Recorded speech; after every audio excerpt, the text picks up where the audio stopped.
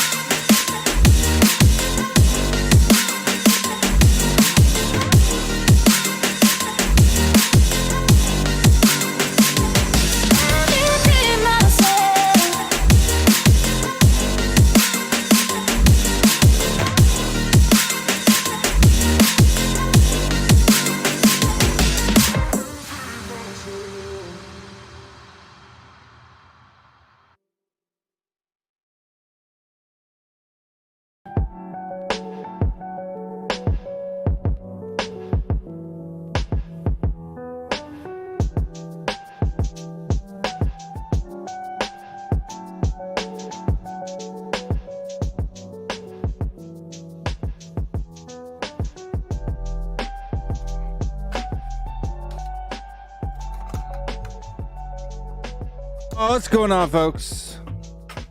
It's Tuesday, 1:30. I'm looking very gray. You're looking very bald. You shaved. I need to shave again. It's been a while, to be honest, to be fair. It's been a while. So you're going to set off some fireworks tonight, or... Are you just gonna wait for the official like Lamella is gone announcement? I don't know, Brian Gill, but do they have to let someone go and then bring someone in who looks almost just like him? Longer hair? Not that I care. Pretty harsh. Not that I care how Lamella looks, but it's pretty funny, right? Like one left-footed player for another predominantly left-footed player. 8 years from now, is he going to have 17 goals and a couple of Rabonas to his name? We're going to give away Lamella and the Marie and Brian Gill. I don't know anything. I don't know a lot about Brian Gill from Sevilla. So, well, I had never really heard of him before today either. I'm not an expert on the European market for footballers, but from what I've been looking at, that's what I'm talking about. What I've been looking at on Twitter is basically Sevilla Twitter is basically reacting the same way Spurs Twitter would react if we sold Oliver Skip. I haven't seen anyone Okay. that's come on and say, "Oh, good job for Sevilla getting rid of this kid." But it's a win-win for me.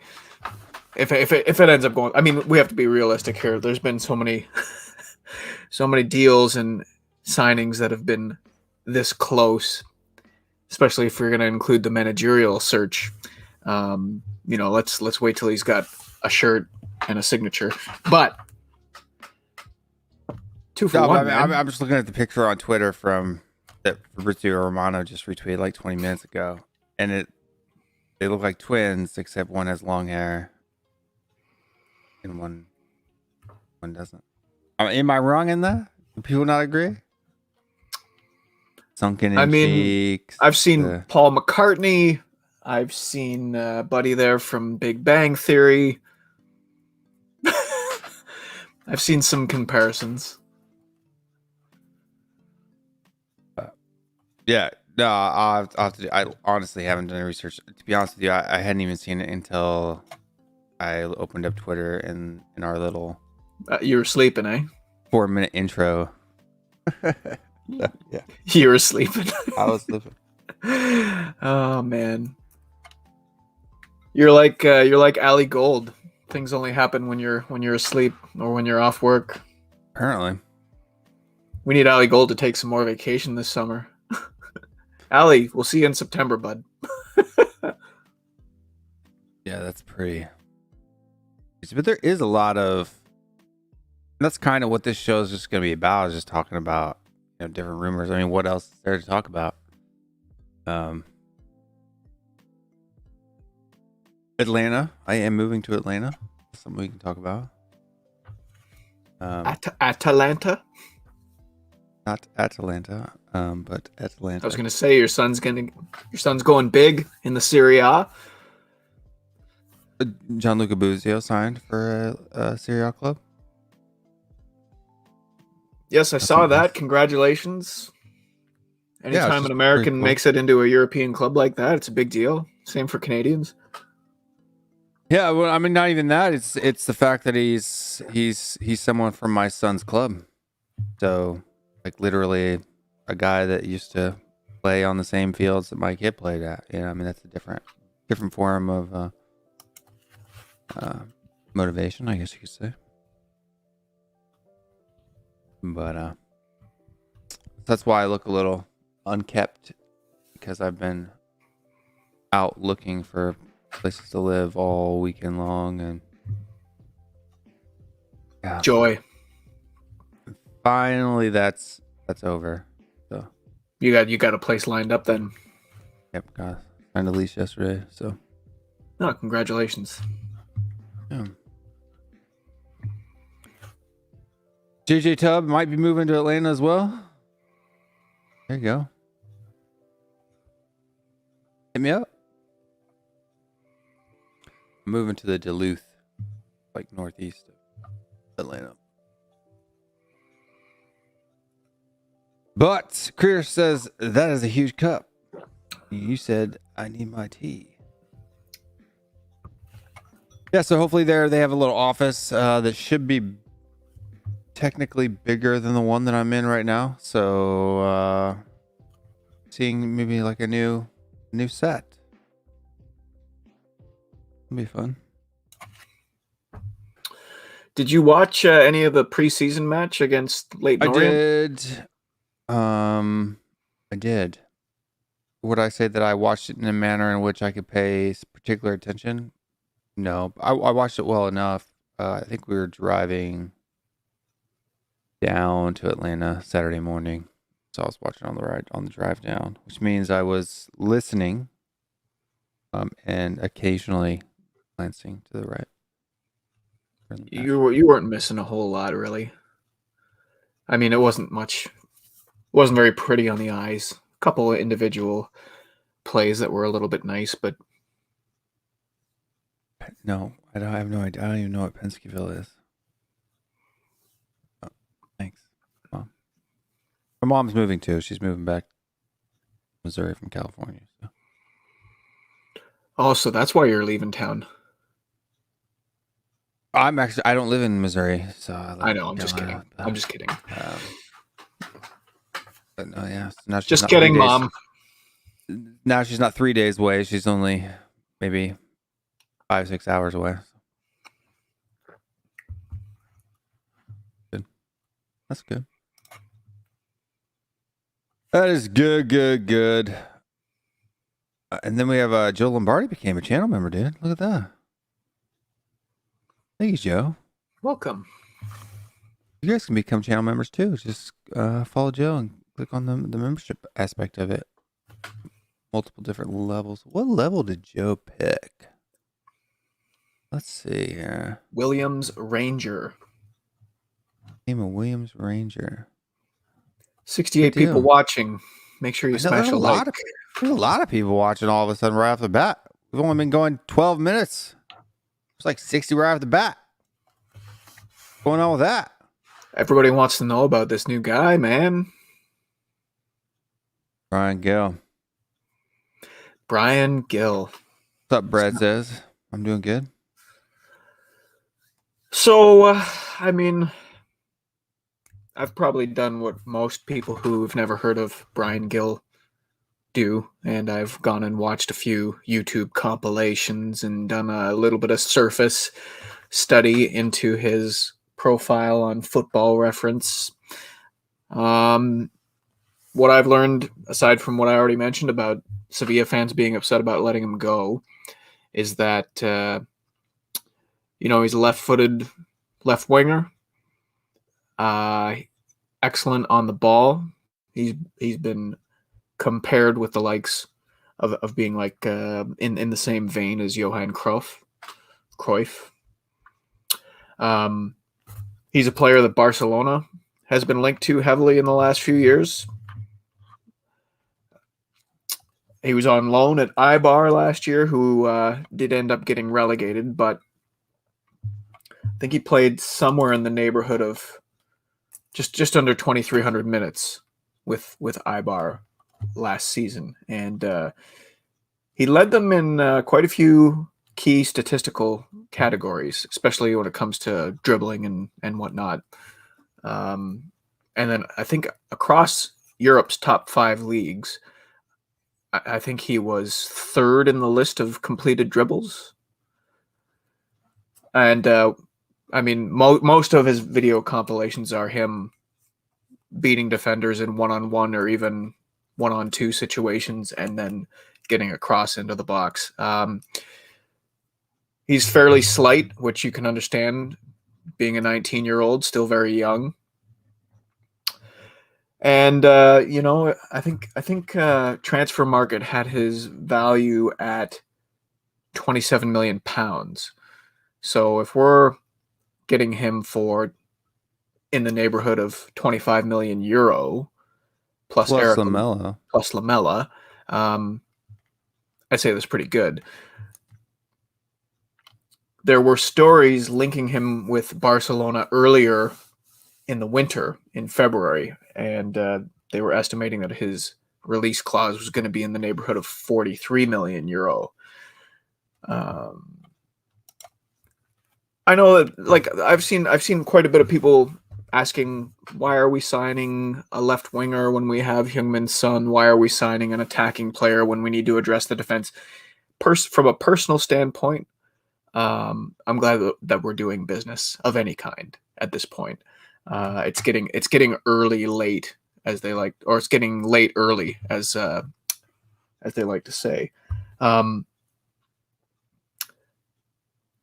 think, like, Fabio Paratici, I did my show on him. I did like a deep dive and looked at his history and looked at some of the nice things that people would say about him and some of the criticisms that people would level against him.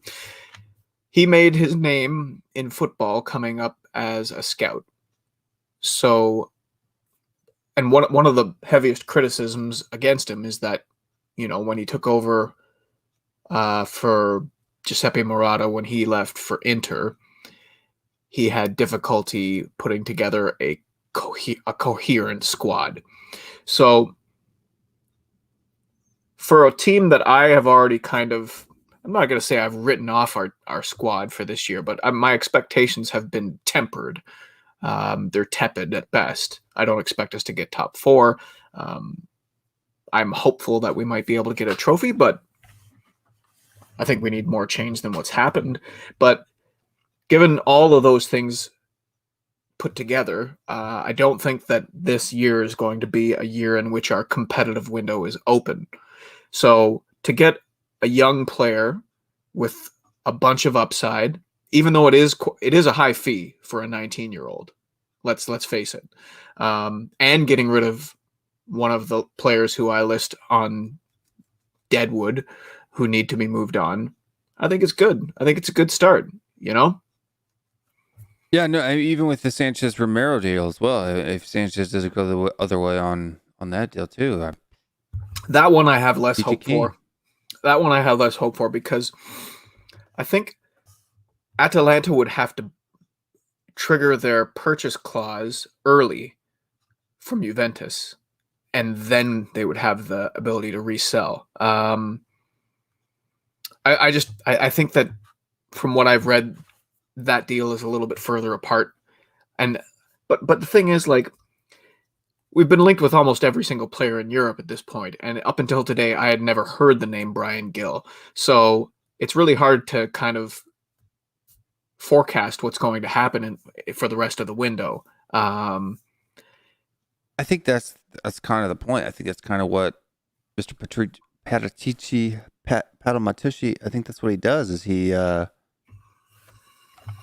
linked with everyone, and all of a sudden, boom, one or two guys gets picked towards the end. I'm not so sure that this would be a sign that Sonny is leaving. He's still got 2 years left on his deal.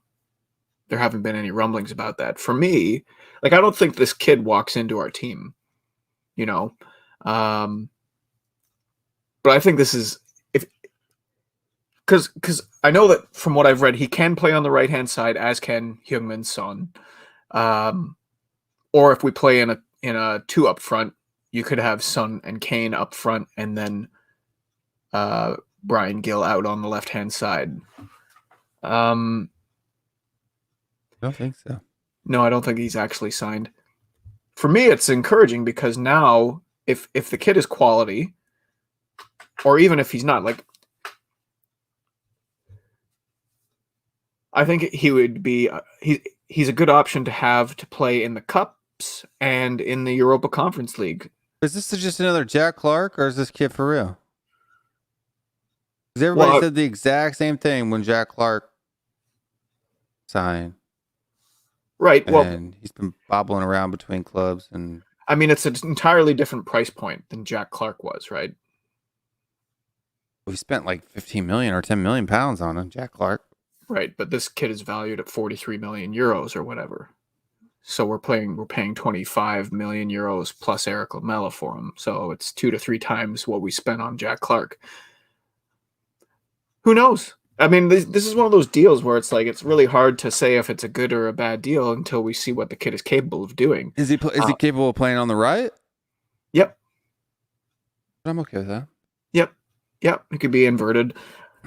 But even we saw what happened to Heung-min Son last season when he was essentially overplayed.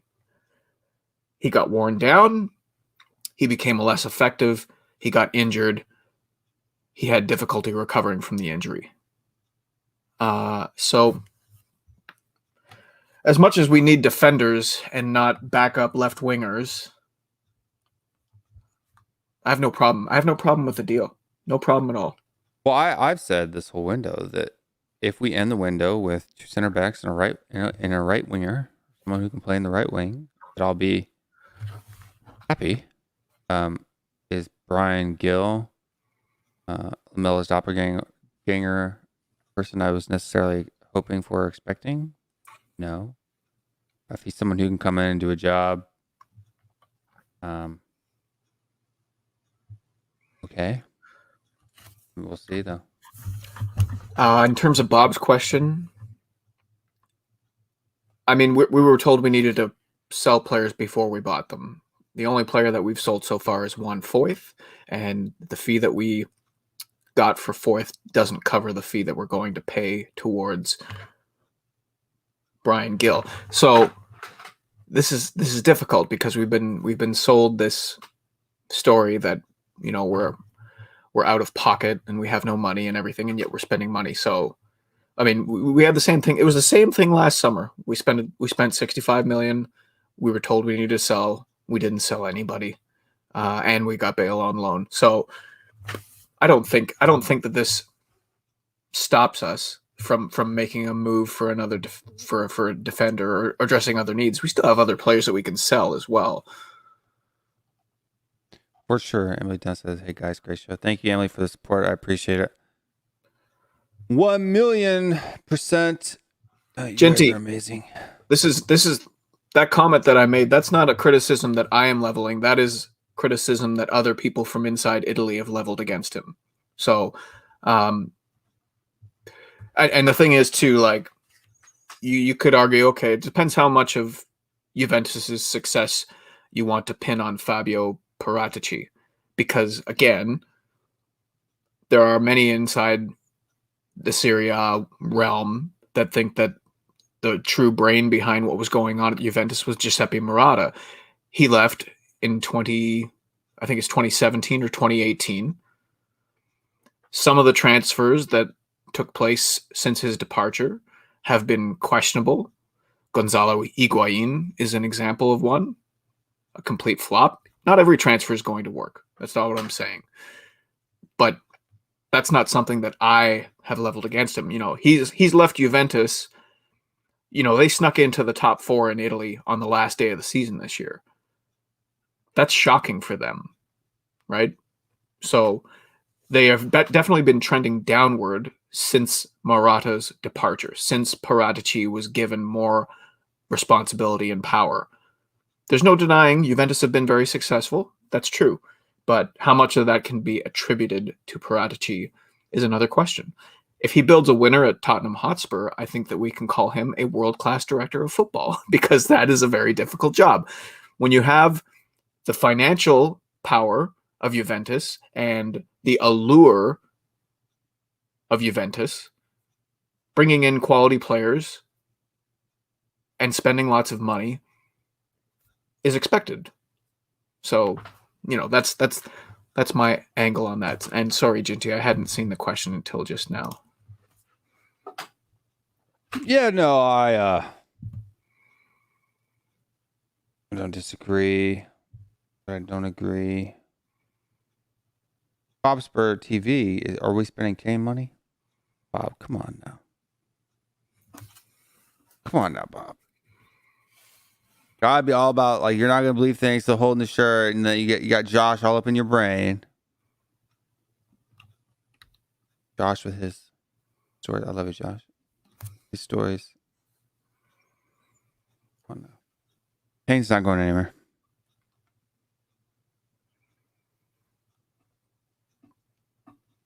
Not going anywhere. So I'm just on I don't know how to pronounce it. I'm seeing Brian Gill in the comments. Is it Brian Gill? Who knows? Jill, Hill, Bill, Phil, Dill. Similar players. Number 1 on the list, Ademola Lookman. Jeremy Doku, Gio Reyna, Mateus Pereira. Some names that we have mentioned on this channel before that we would take here. Take Gio Reyna, that's for sure. I would take Lookman. I would take Pereira.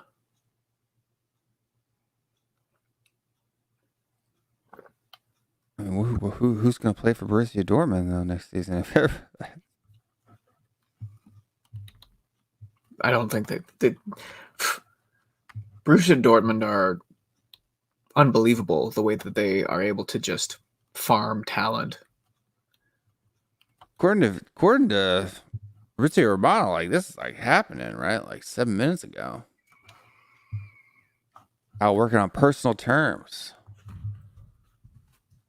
Yeah, I But think this is. the I think this is permanent happening. transfer will be completed. I mean, that's a leg that he's walked out on.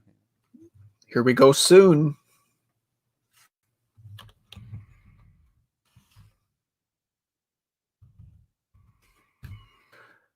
Really begs the question what we have to expect for the rest of this window, just because, again, this is a little bit out of left field, having never heard the name mentioned in any transfer rumors. Is this going to be the first is it going to be like a domino effect? Like suddenly, the thing is, like, I remember seeing a graphic on Twitter recently in terms of like club signings by league, and La Liga was, of the five, far and away the league that had spent the least amount on incoming transfers. So the narrative that is going around online that Spanish clubs are in a bad way financially, there might be a lot of opportunity like we're seeing here. I mean, again, Sevilla fans on Twitter are basically not happy campers about this deal. I'm sure that they won't be, but you know, if he's as good as people say, but it's just a surprise that I hadn't heard of him before. Now, granted, I don't watch a lot of La Liga, so yeah, I mean, there were some points being made in a group chat earlier about, you know, why wasn't he good enough to be in the Sevilla team? But Sevilla's first team is pretty good. They're fairly stacked at wing, so. But hey, I think it's funny too that now that there's talk of Lamelo going, you get people realizing, you know, like Stuart Gallup in the Spurs sandwich. I love you, Stuart, but if you're just realizing that now, like apparently Lamelo has a 3-year deal agreed with Sevilla already. Good for him. Yeah, absolutely. You know, I hope he scores. I hope he scores 17 goals. Yeah, in 8 years. Now Lamelo's first or second season was okay. It was after that he. I saw someone today. I saw someone today on Twitter defending Lamelo, and it's okay to defend Lamelo. He was defending him against hatred. I don't think players deserve hate. You know, players have shortcomings. They're human beings. They don't deserve to be atted on Twitter, and they don't give a shit about what you think about them. But the term that he used, it was something along the lines of, Eric Lamela has given Tottenham some of their most iconic moments. So I don't know if that person knows what the word iconic means, but you know, a Rabona goal in a losing effort against Arsenal in a North London derby once every 4 to 6 years is not behavior of an icon of the club.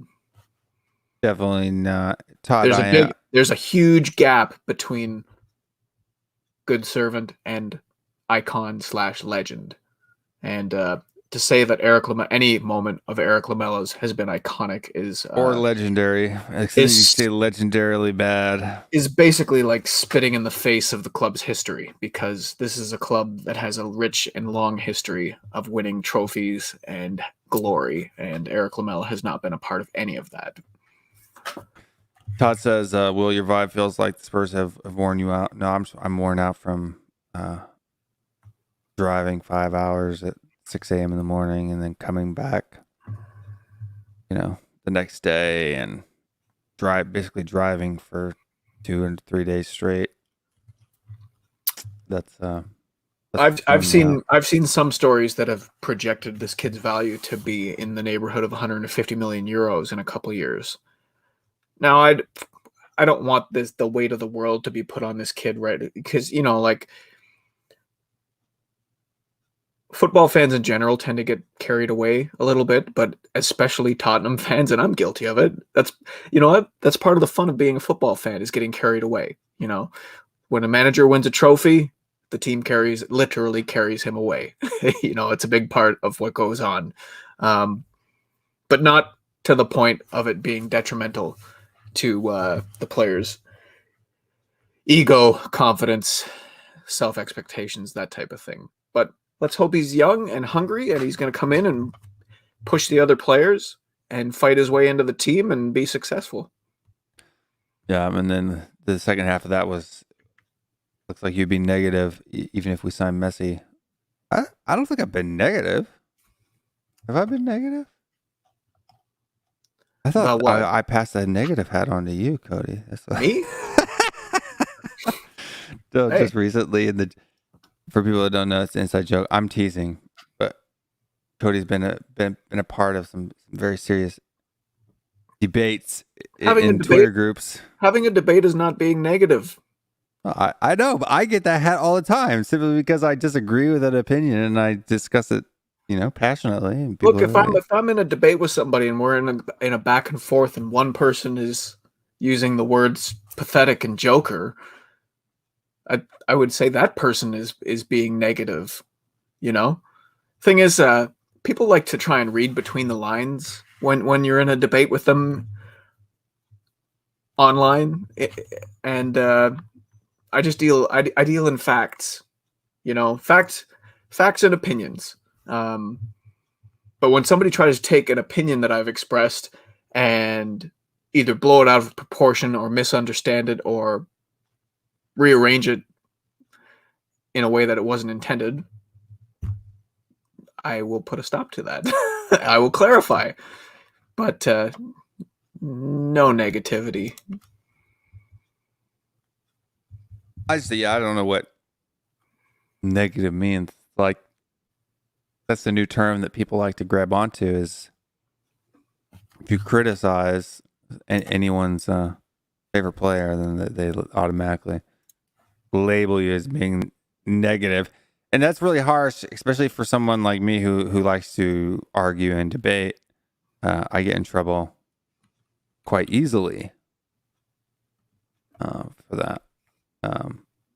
I just like to argue. I don't get mad. That's a lot of times too. I think it's, I thought it was very funny that when we were discussing, I can't remember which day it was, but sometime this weekend we were discussing something, and we're like, kiss and make up now, mom and dad. Like, I'm not mad. I'm just talking. Like, you might have been mad, but I don't get mad when if I'm not cussing you out, bro. If I'm not cussing you out, I'm not mad. You'll know when I'm mad. You'll know when I'm mad. You'll know when I'm angry. No one in this spectrum has seen me truly mad. That's why I don't do watch-alongs. I'm waiting for it. Joe Grimes says, looks like we finally have our finger out. Thankfully, big up, lads. I mean, but is this like the signing? If we end up signing him and we see him holding the shirt, is this the one that maybe is kind of like the straw that breaks the camel's back, and then all of a sudden the signings will start flowing? Yeah, I don't know. It's tough because, like, let's look at it from two different angles. Okay, so one angle is the players that need to be sold. So the likes of Sissoko, Aurier, Winks, whoever you want to throw in there, they're watching Eric Lamela now be transferred to a Champions League club. Yeah. Which Sevilla, you know what? Sevilla, I look at Sevilla as being in the same tier as Tottenham Hotspur. They're not up there with the Reals and the Barças. They're just kind of like one step below them. Good team.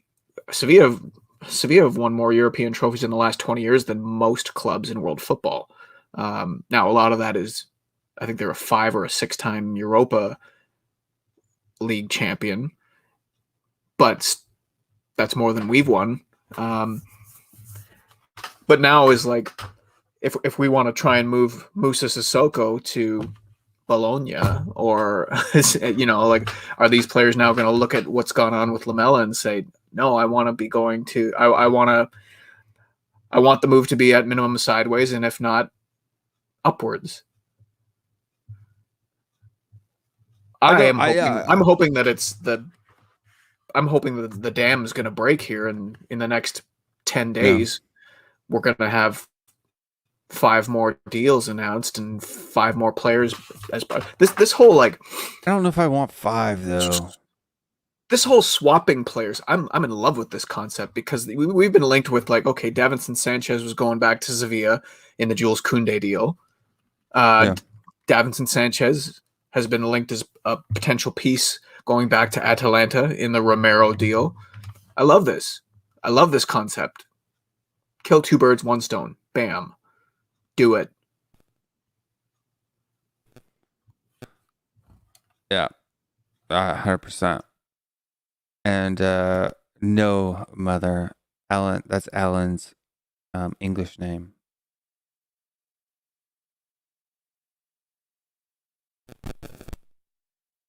My mom, Aaron Dove. My mom is concerned that you changed your name because we mispronounced it. And that's your English pronunciation. And the other was your Gaelic one. Chris. I don't necessarily disagree with this, but I think there are Premier League clubs that Winks could make the squad. It's just a question. It's a question of like accepting a fee that's below what we value him at.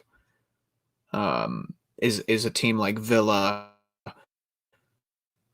Norwich, are they going to be willing to pay the English tax that comes with a player who's homegrown? You know, I could see, because if it depends on what you believe, because it's been rumored that we want 30 million euros for Ben Davies. It's been rumored that we want 30 million euros for Sissoko. And those are 2 players that I kind of put at or below the level of Harry Winks in terms of quality. So if someone comes sniffing around for Harry Winks, are we going to say 35 million euro, you know, when really I'd be happy if we got 15 for him? Heel. Gil. I like Gil. But there's another person who is pretty much said to have been a done deal by Fabrizio Romano during our show. And that is the Atalanta goalkeeper, Mr. Pierluigi Gollini. Mr. rapper. Goalie. Is that coincidence or is that just funny for myself? Gollini. He's a goalie. His name's Gollini.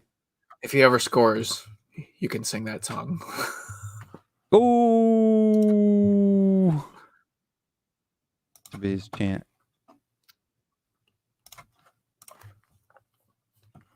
But, similar players to Pierluigi Gollini: Mike Mignon, Bernd Leno, Unai Simon.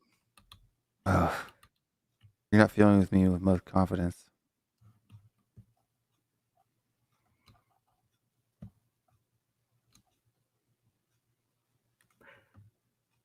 I don't rate Bernd Leno. You know what? This is an insurance policy for the situation that we have with Hugo Lloris. We can't have Lloris playing every single game. And we can't really have Joe Hart playing in cup competitions that we want to win. Yes, he is. Yeah, he is. Awesome. Feeling with a lot of confidence now. I think we should sell Joe Hart. How can we sell Joe Hart when we signed him on a free? Like, he's just a... Because he has 1 year left on his deal.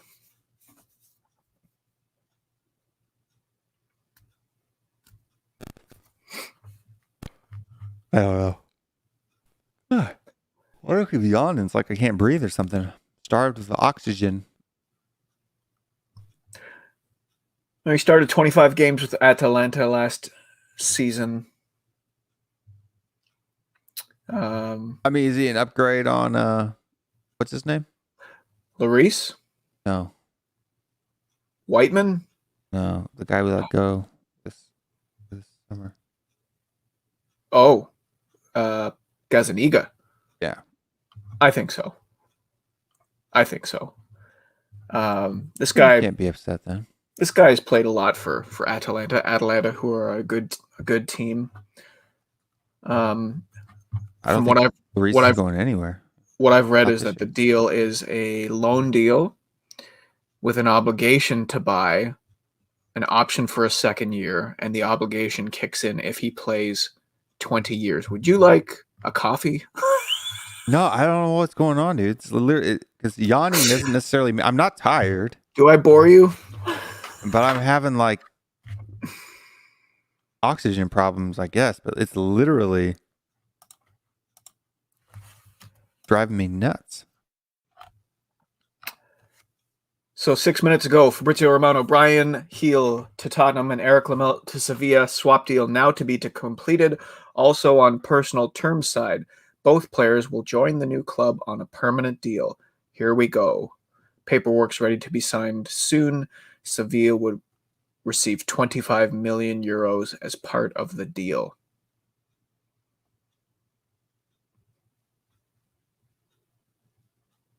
Here we go. Here we go. Here we go. And it only happens on Alistair Gold's day off. So we need to just fire Alistair Gold and everything will happen.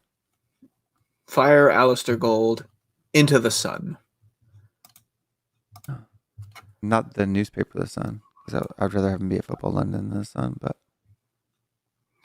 Honestly, I don't think Lloris is going anywhere. I think maybe he's here for the last year of his deal, and then he leaves on a free and goes back to France to another club. Maybe if he comes back from his vacation, and maybe that move is expedited because we've made this move for Gollini.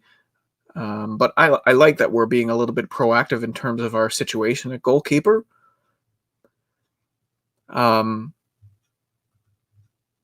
wouldn't want to not have someone else in the door and just wait for Lloris to go and be stuck with, because I think Whiteman is on the last year of his deal too. So like Joe Hart, Hugo Lloris, Alfie Whiteman, all going into their last years of their deal. So this is proactive. This is the kind of business that I like to see at my club. Yeah, we don't need a keeper as much as we need a center back, but we're going to need a keeper, and to be at the mercy of the market going into next season would be unwise, if you ask me. yeah. And look, I mean, we've got. I don't think Whiteman's going anywhere. We'll probably just resign him. He's kind of supposed to be the children of our future. Højbjerg. Probably Højbjerg. Who will skipper be when Hugo leaves? I hope it's Højbjerg. Did I say obligation 20 years? The obligation kicks in when he plays 20 games. He is not obligated. He hasn't killed someone, Ginty. He's not being sentenced here. Are they though? Anybody who comes to our club seems like they're on a prison boat from England to Australia. See, that's negativity. That's called a joke. Satire. Two jokes. Satire. 2 jokes, 1 show. 2 jokes, 1 show, and it's free. Get your money. Get your money's worth here today, boys and girls.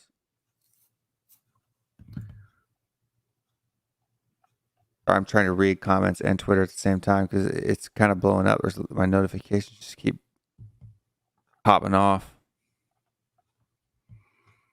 This deal is getting rave reviews from the inside crowd. Is it?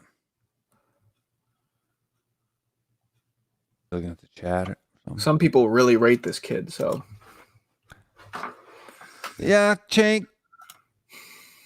But this is the problem. Like, Cenk, I love you, man. Cenk gets excited about everything. And so it's hard. Like when he comes in and excited about something, it's like, okay, let me check it out. And then it's like, He's excited about everything. So it's hard to, when someone's excited about everything, doesn't that make it difficult to eventually keep following their excitement?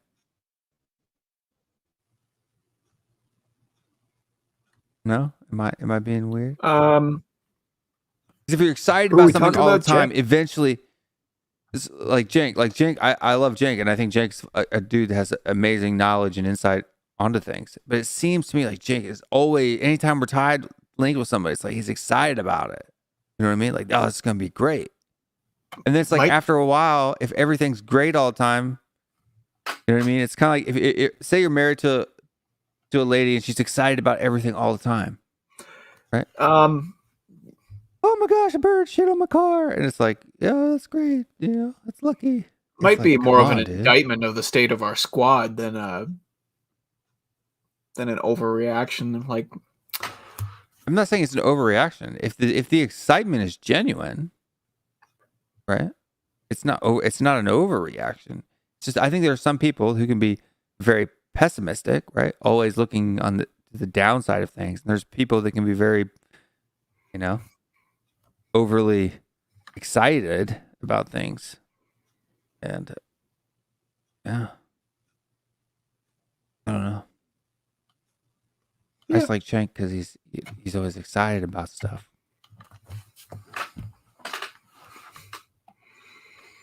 Whereas I'm not always excited about stuff. I am excited about some things. I was excited about Nuno. I still am excited about Nuno. Cody's not convinced, though, are you, Code? Of Nuno, there's not much that's happened to convince at this point. Well, it's because nothing's happened at all. Exactly. So I think he's a good coach.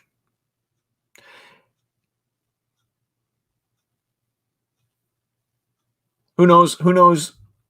Because, like, it just depends what you believe in terms of, like, information that gets reported online and rumors that come out. Because, you know, we've read that the last straw between Jose and Daniel Levy was Levy wanted a full-strength squad against Southampton going into the cup final because he was concerned about top four. Jose wanted to reserve first-team players and rest them to give us the best chance to win the Carabao Cup. There was a falling out. He refused to go to training. They sacked him. So is Nuno going to be given a license to run the team as he sees fit? Because there's been so much stress been put on about DNA and attacking football and free flowing and this and that and whatever. And no, look, all that is you're just doing it enough. You know what's so crappy about the fan base right now? That really, I think it really bothers me, and it's already getting negative on people. My eyes are drooping now because I'm getting negative. I need to put my glasses on.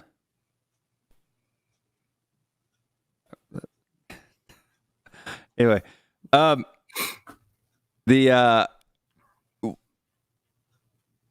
if Nuno comes out and doesn't play an attacking style of football, he's going to be crucified by the fan base. I don't think this is a pressure that Levy's put on him. It's something that we are putting on him. I think it's coming from both because. But it's on, if you could Levy's giving it to him because of what the fan base had done with the hashtag known to Nuno, trending #1 in the UK on Twitter, right? I mean, that's when they started talking about this DNA BS again, right? Because anytime we were linked with a manager who was somewhat what I would call reasonably defensible, because you have to be defensive in order to win games, right? You can't concede goals. That is a piece of the puzzle. Everybody started, where's this attacking free flowing thing I don't think that Daniel Levy necessarily made that a priority. I think he just said it in a statement, and because the we as fans, anytime we were linked with anyone who wasn't that vain, started lifting his cross up and sticking it in the ground. This goes back decades. This goes back to before you or I were even born.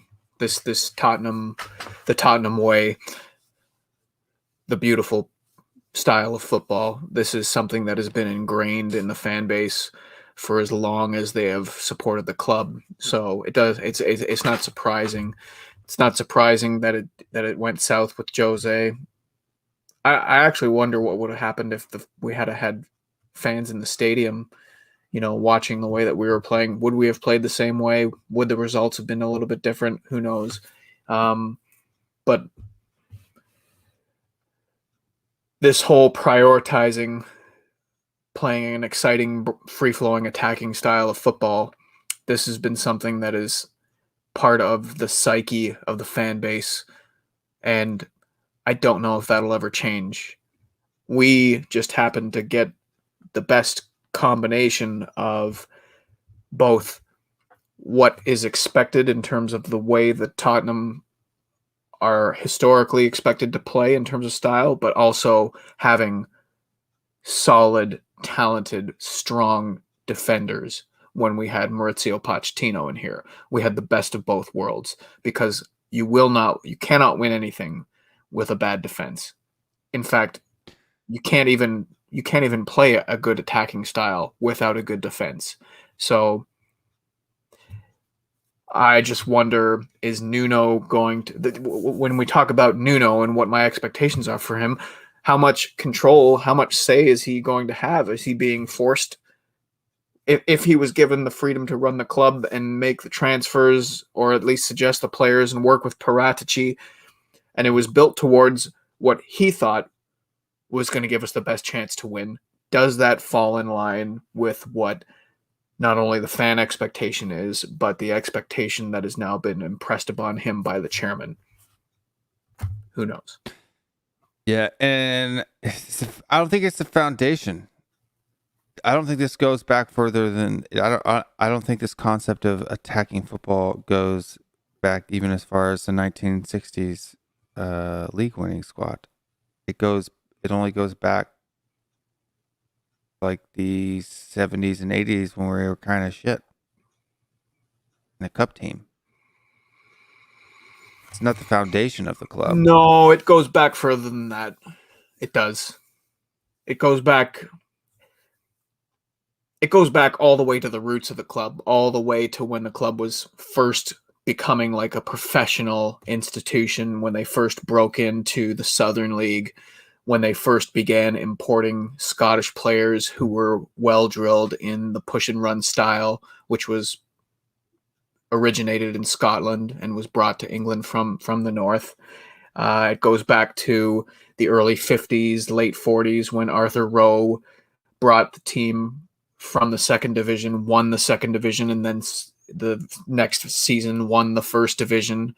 He modernized the push and run that had been so popular with the squad 50 years earlier. He blazed the trail for Bill Nicholson to come in, who also carried on. It's something that is a part of the fabric of the club, but the game has changed.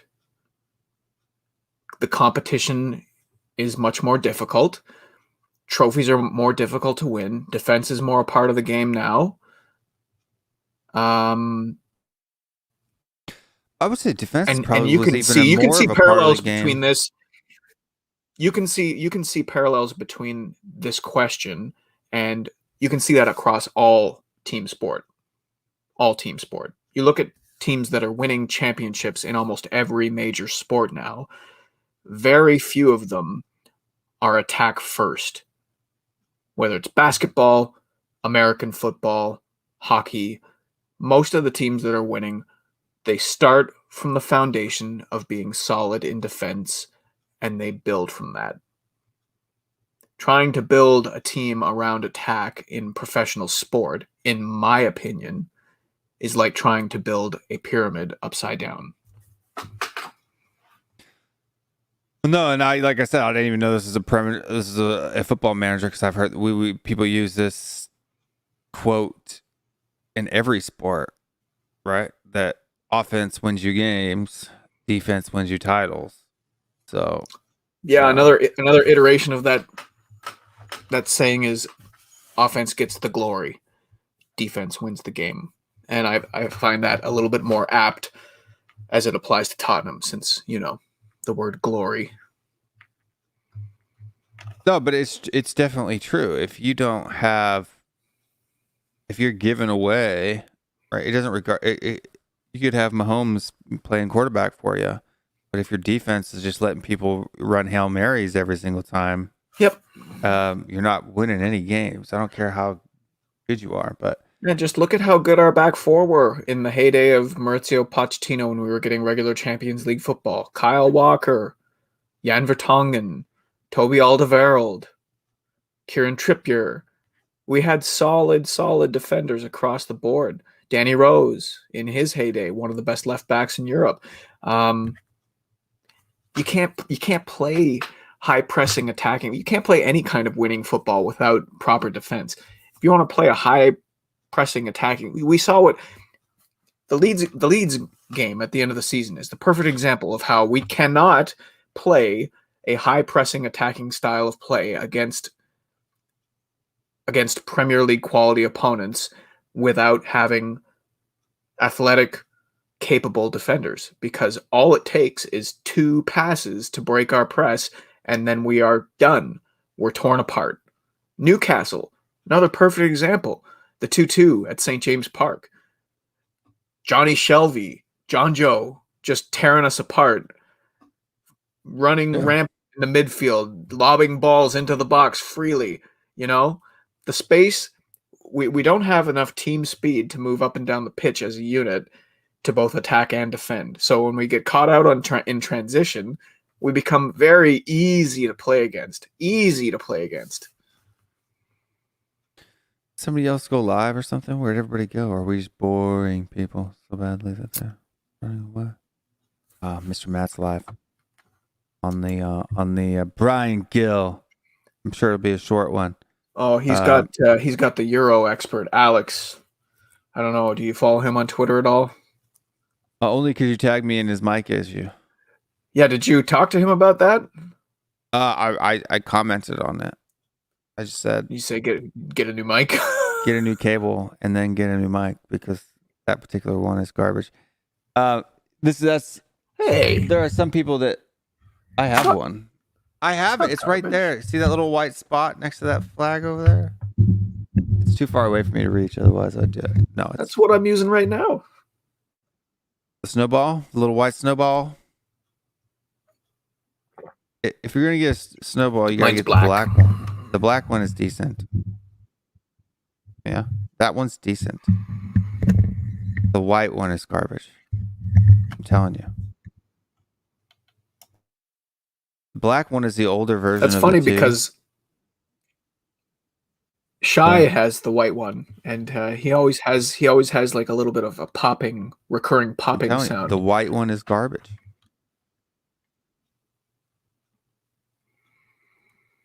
The white one is garbage. The black one is decent. You don't say this to a Canadian, Ginty, okay? You don't say that. Say that to my face. You'll have a beard off. It'd be just as good to throw them at each other, to be honest with you.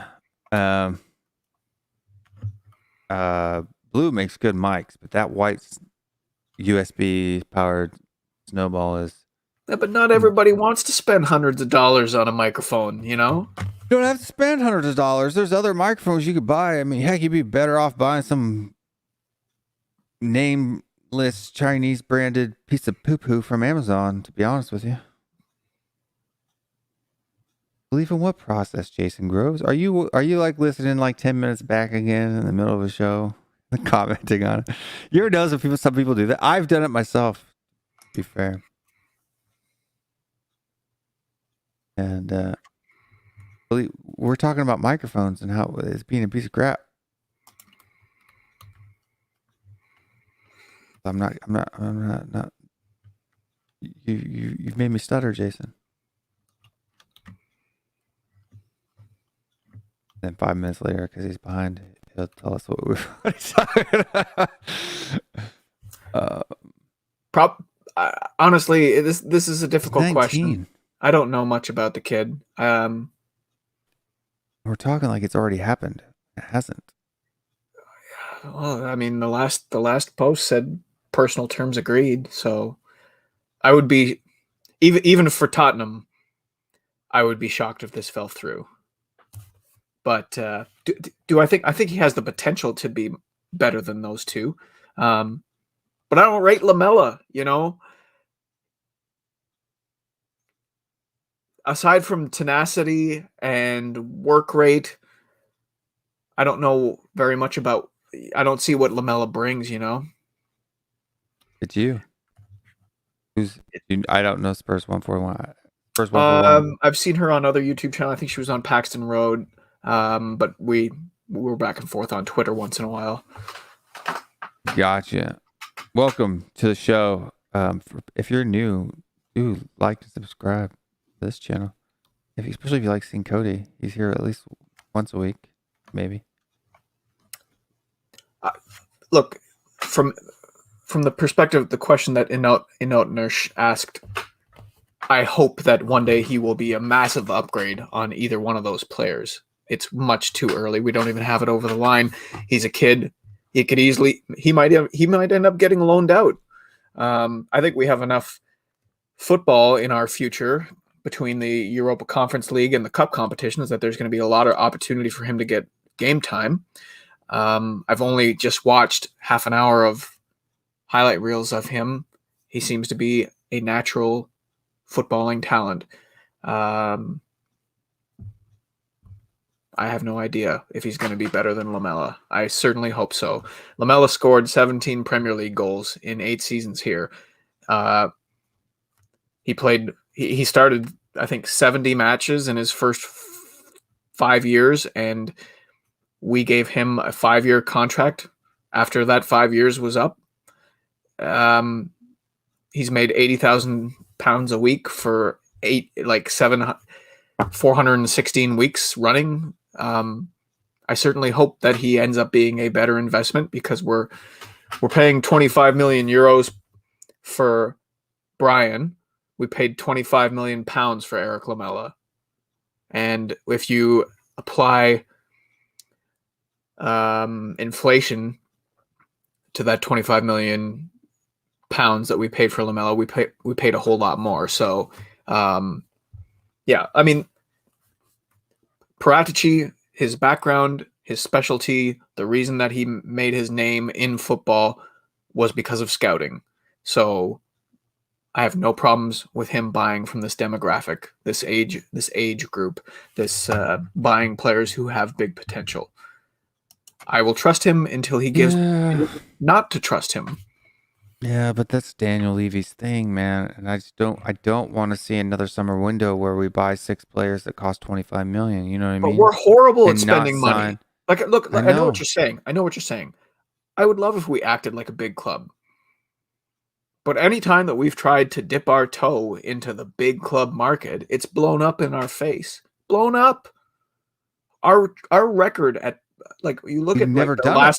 the last 5 times we've broken our record transfer fee is Ndombele, Davinson Sanchez, Musa Sissoko, Eric Lamela, and Roberto Soldado. We have a terrible record spending big money.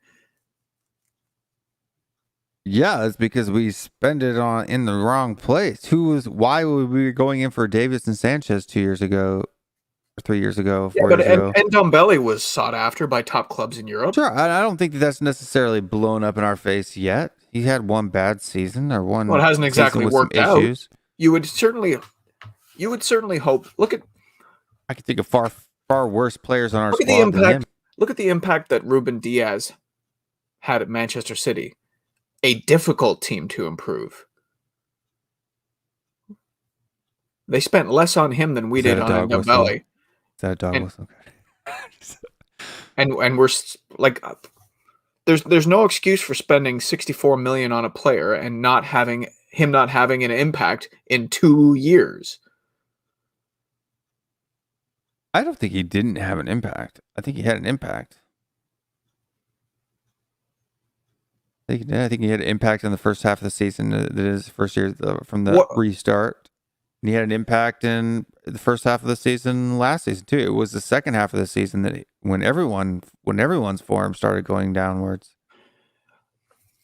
that he didn't participate. I mean, he was pretty much starting week in and week out. He wasn't playing the full 90 minutes week in and week out, but he was playing week in and week out under Jose in the first half of the season. Well, how do you measure impact? I look at Ruben Diaz, and sure, like Manchester City, it's difficult to compare us to them. But he had a clear impact on that team. You could see it. You have to squint pretty darn hard to see the impact that Tanguy Ndombele has had on our squad. We haven't progressed as a club with him in it. We haven't finished higher in the table. We haven't won any trophies. We don't look better on the pitch. He can't complete 90 minutes. But we did look He's had better spells when he where was on. There have been heavy rumors linking him with wanting to leave the club. I'm sorry, like I try again about how he's impacted Tottenham.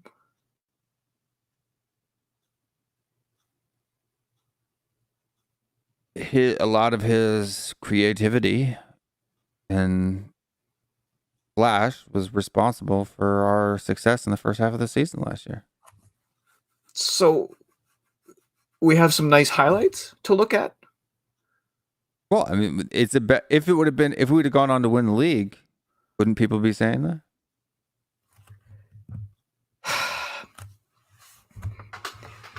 We're talking 5-6 impact weeks in a row, right? When we talk about impact, okay, like include in the argument the cost.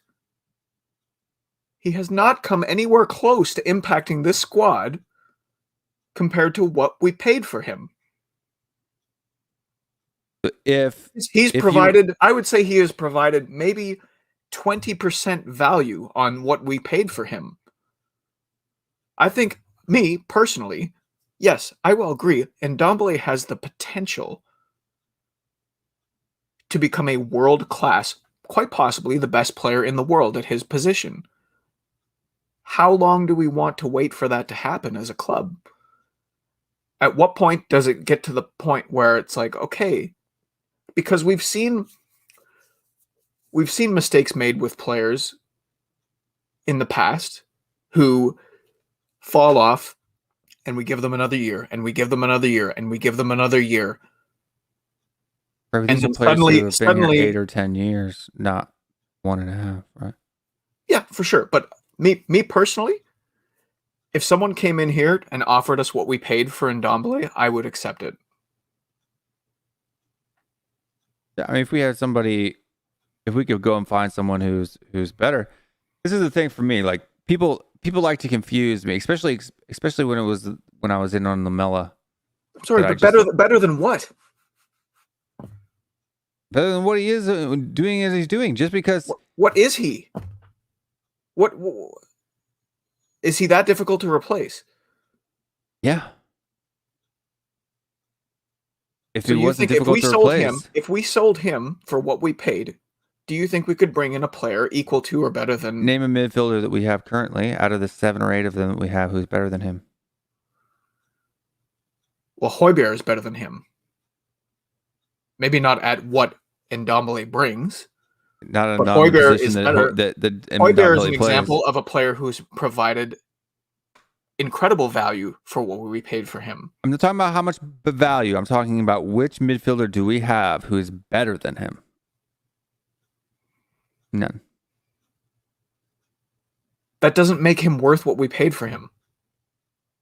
But why aren't we going in? I'd rather get rid of Dele. I'd rather get rid of Winks. I'd rather get rid of Lo Celso. I'd rather get Mora before I get rid of Ndombele. But selling Ndombele would get more money than the 3 of those players combined. He hasn't proven what I see with Ndombele, and I've said this before. I like this comment. He is a player with supreme talent on the ball. He's very difficult to dispossess. In the Premier League, when players want to dispossess him, they have to clatter him.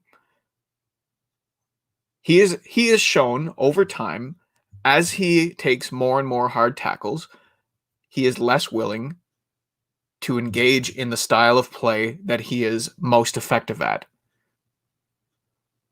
I am not convinced, personally, that he is suited to Premier League football, and nothing that has happened in 2 years since he arrived here gives me cause to change my mind on that.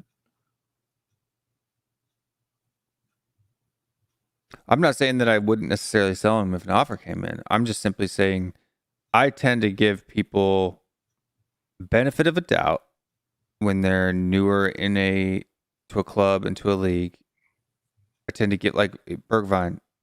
Do I slate and rant on about Bergwijn? No, I don't.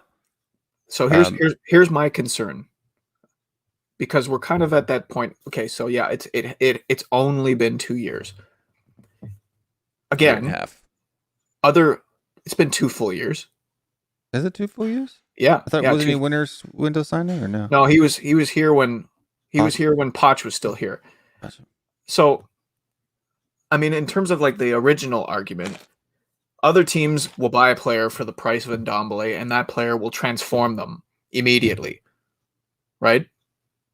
So you were saying how it's like, okay, well, why are we shopping in this category? Why are we not making my argument was we're not good at spending money.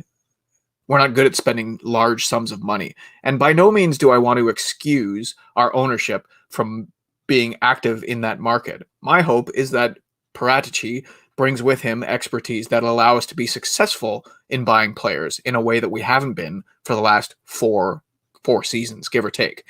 In terms of giving players chances, my concern with Ndombele is that we're going to hold on to him. He's going to have another shit year.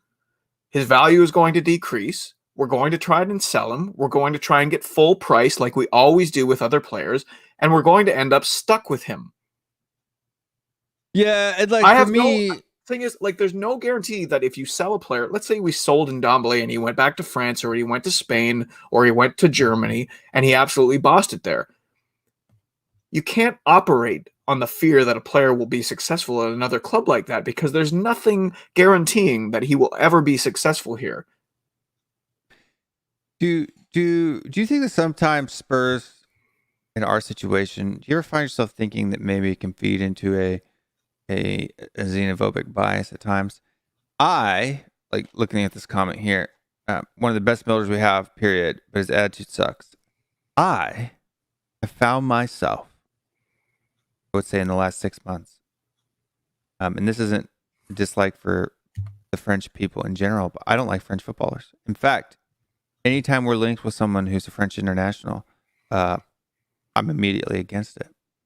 Simply for the fact that we tend to get, and there tend to be, especially coming into the Premier League, which is the league that I watch the most,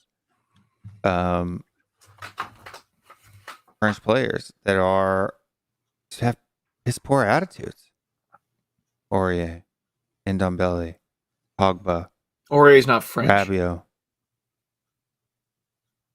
Aurier comes from a French-speaking nation in Ivory Coast, but he is not French. But I don't know if that if he falls into what you're trying to say or not. But he grew up in the French system. That's what I'm saying. Right? He went to France at a young age and grew up in their footballing system. I just don't like French footballers, man. What, you're worried that you're falling into a xenophobe pattern? Yeah, I'm being biasized, and it's almost starting to get that way for Argentinians as well. But you're defending Ndombele here. I'm defending him based on the fact that I don't think it's a waste of money. Eric Lamela is a waste of money because we kept him for 8 years, right? He had an impact his first 2 seasons. It was the 6 after that I have a problem with, right? And probably not even the 2 after that. You give him a 1 year on the bounce. I want to get rid of Dele Alli. He had some great seasons, far better than what Ndombele's had. But he's been here for so long. and he's been on the downward spiral of that for so long. I'd like to give him another year or two. Let him finish his contract, and then he can go. Wait till he has about a year and a half, 2 years left on his contract, then start looking to sell him. Yeah, I'm not going to be. I'm not going to be now, right? I don't put in dumb. I don't put. I think it's supposed to be pronounced Dumbele, but I can't get out of the habit of saying Ndombele. But I don't put him in the same category as Aurier and Sissoko and Davies and Winks and Lamella. I don't count him as Deadwood. I'm just saying I would be open to selling him if we could recoup our expense. I wouldn't be sitting here saying, "Why are you getting rid of Ndombele?" And I'm fine. I'm ambivalent on Ndombele. If we give him another chance, like what Ginty is saying here, isn't this Nuno's wheelhouse that he is developer? Maybe he can get Ndombele to that world class. Hopefully, I always want the best for the players that we have. But as I explained before, my fear is if we wait too long, we'll just end up with another one of these players that we want too much, for, that aren't no longer worth that much. Like, it's sunk cost fallacy. It's like we can't sell Delhi for 25 million because 3 years ago, he was worth 90 million. Yeah, I told you.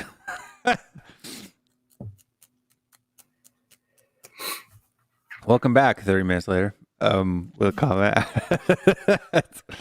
Just teasing, Jason. I love you. But I think Delhi's mentality declined when he played for England against Nigeria in 2018, when the Nigerian supporters booed Ali for refusing to play for his father's country. I don't know if that's linked. I think that's a stretch. I mean, you never know, though, what can injure a person psychologically. But no, I think what hurt Dele Alli was money.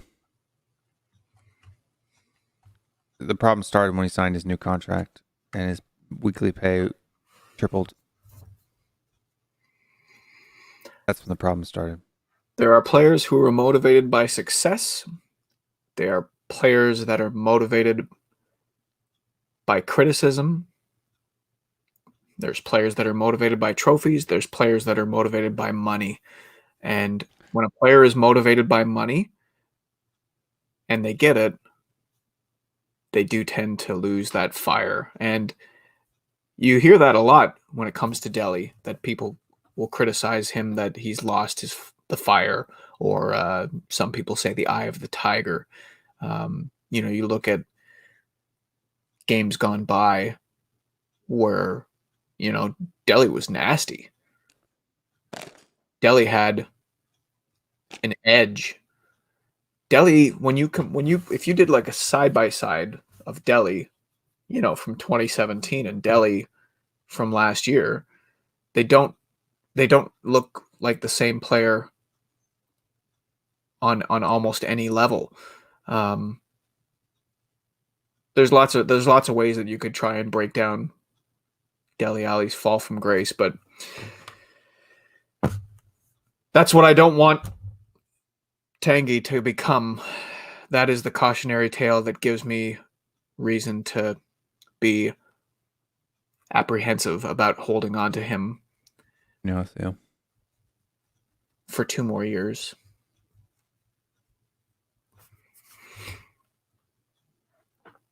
Yeah, and look, I don't, and to quote Paul Creed here, he, the worst thing happened to him that could happen to any footballer. He got civilized. Right? I think that makes a big difference. Like, look, Cody too. You're a dad. Kids are a bit younger yet. I'm gonna give you a bit of a warning. Your kids, before they become a teenager, always have something that their drive, their passion, that excitement, that kind of, bleeds and bubbles into their eyes. You know what I'm talking about? Like, I don't know. Is there anything that, like, say your oldest daughter who's 3, that she does that she's so excited and that she puts in so much hard work and ethic in, and it's like really cute, and you look at her and her effort and work, and it just makes you proud? Not yet. Not yet. When she hits about, I would say that probably happens around 6. Between 6 and 10. Dude, then they hit 13, and yeah, I know you're down there listening to what I'm saying. It all disappears. You're like, what the frick happened? And I think that's why parents and kids have a fallout around that time. As a dad now who's got teenage boys now, because they used to have this innocence and this hard work and this passion to be successful, and then they hit 13 and they just want to sleep all day and play Roblox, and it really bugs this.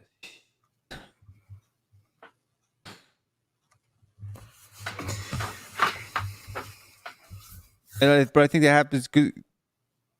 I went through a phase like that, and then you go through a phase where you're drinking all the time, and then you grow up.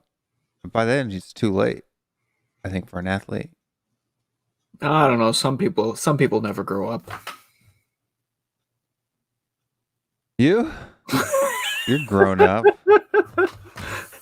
Your beard's even looking older now. It's getting good. It's looking older. Starting to get that gray starting to peek out of the sides of your mustache and out of your... There's some gray in there. I could pull a gray and just pull it like 3-4 inches long. It's going there. You're gonna have to get that just for men too here in a little bit. Mine's starting to get redder again. I will be salt and pepper whenever it happens. I will never color my beard. Oh, just do it once. Just like I will never get hair transplant. Bald and beautiful, man. Just the way I am. Yeah. Only problem is my dad's bald too, like this, so it makes me feel like I look like him. That's the hard part. I've got a brother who's 7 years older than me who hasn't lost anything.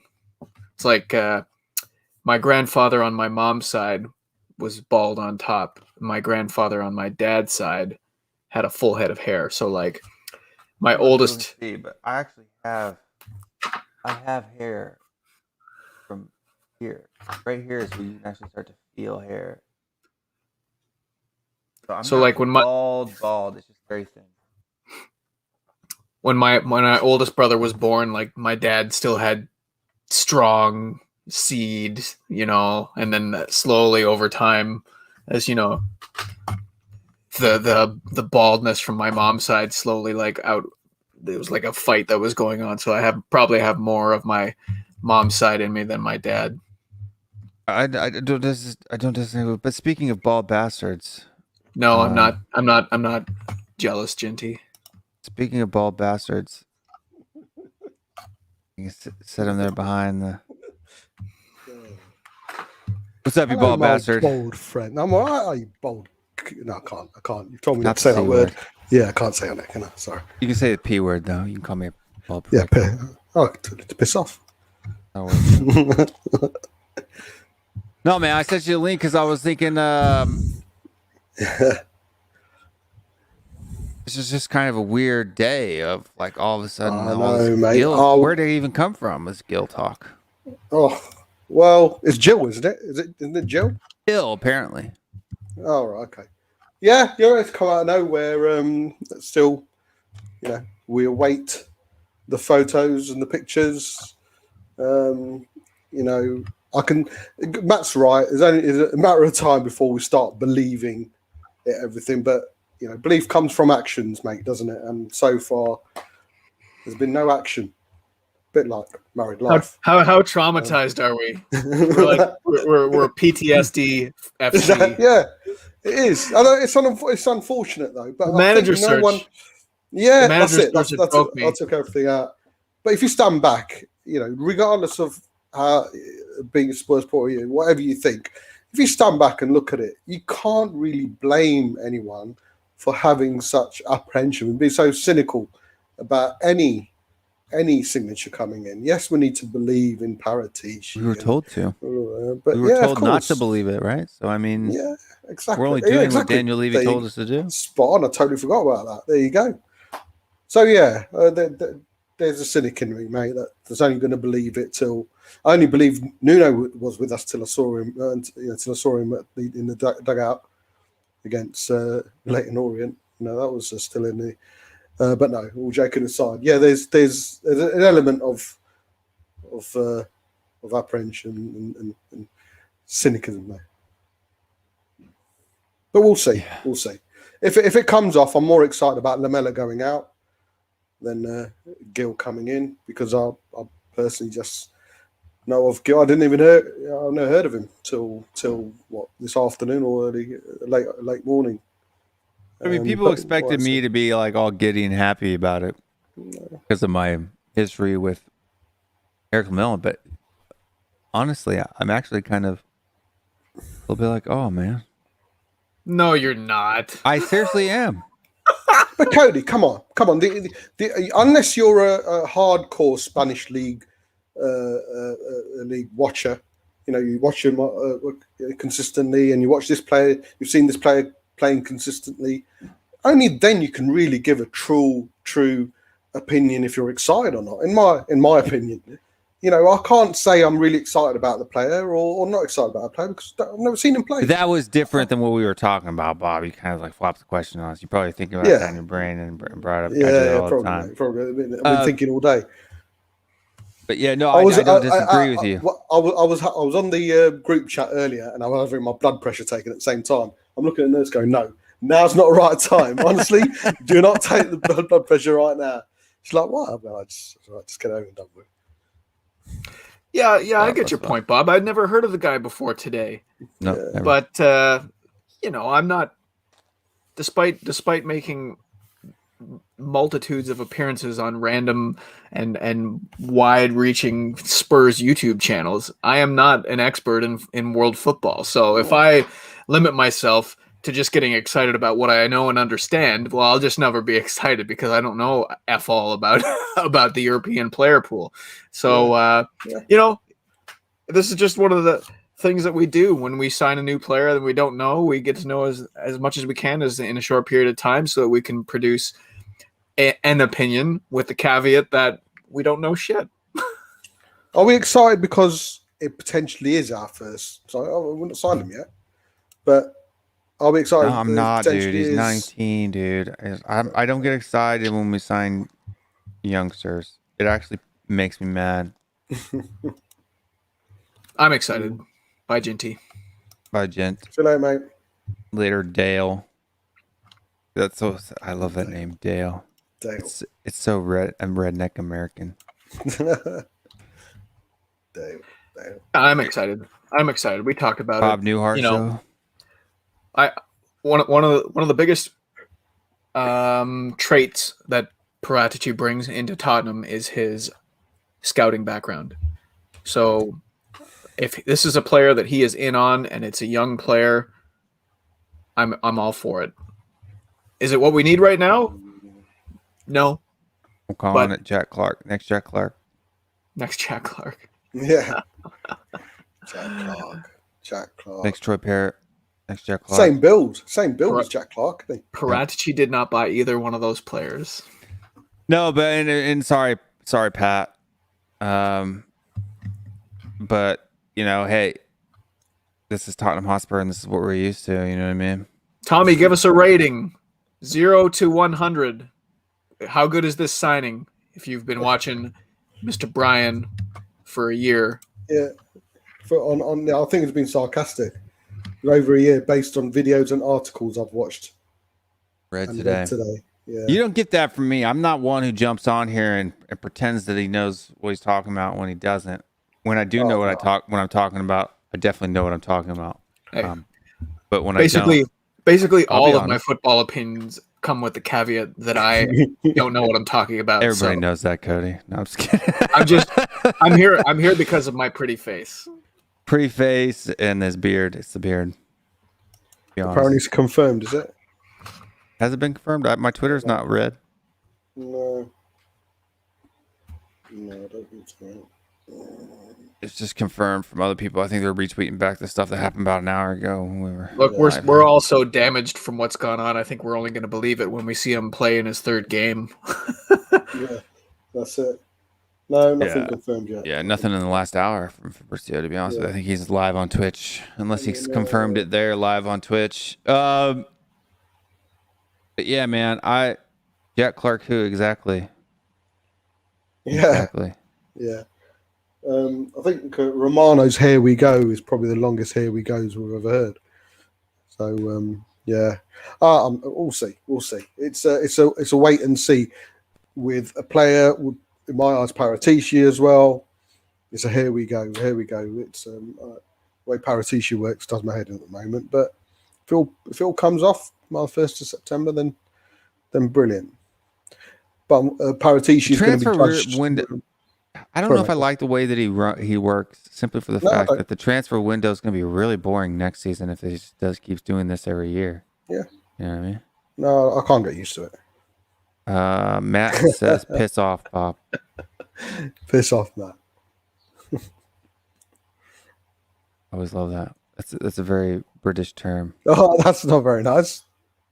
You talking to me, Matt Hayes? You want a piece of this? Yeah. Leave him alone. Only I can tell Cody. Get back in your hole, Bob. Yeah, that's it. Cheers, guys. What did I do to you, Matt?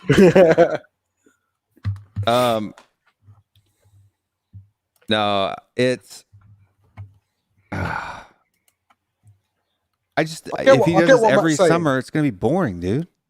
This transfer window is gonna be boring. He's frustrated with me for not getting excited about potential signings, but we've had potential signings with managers, with players, so many players and everything. And there you go.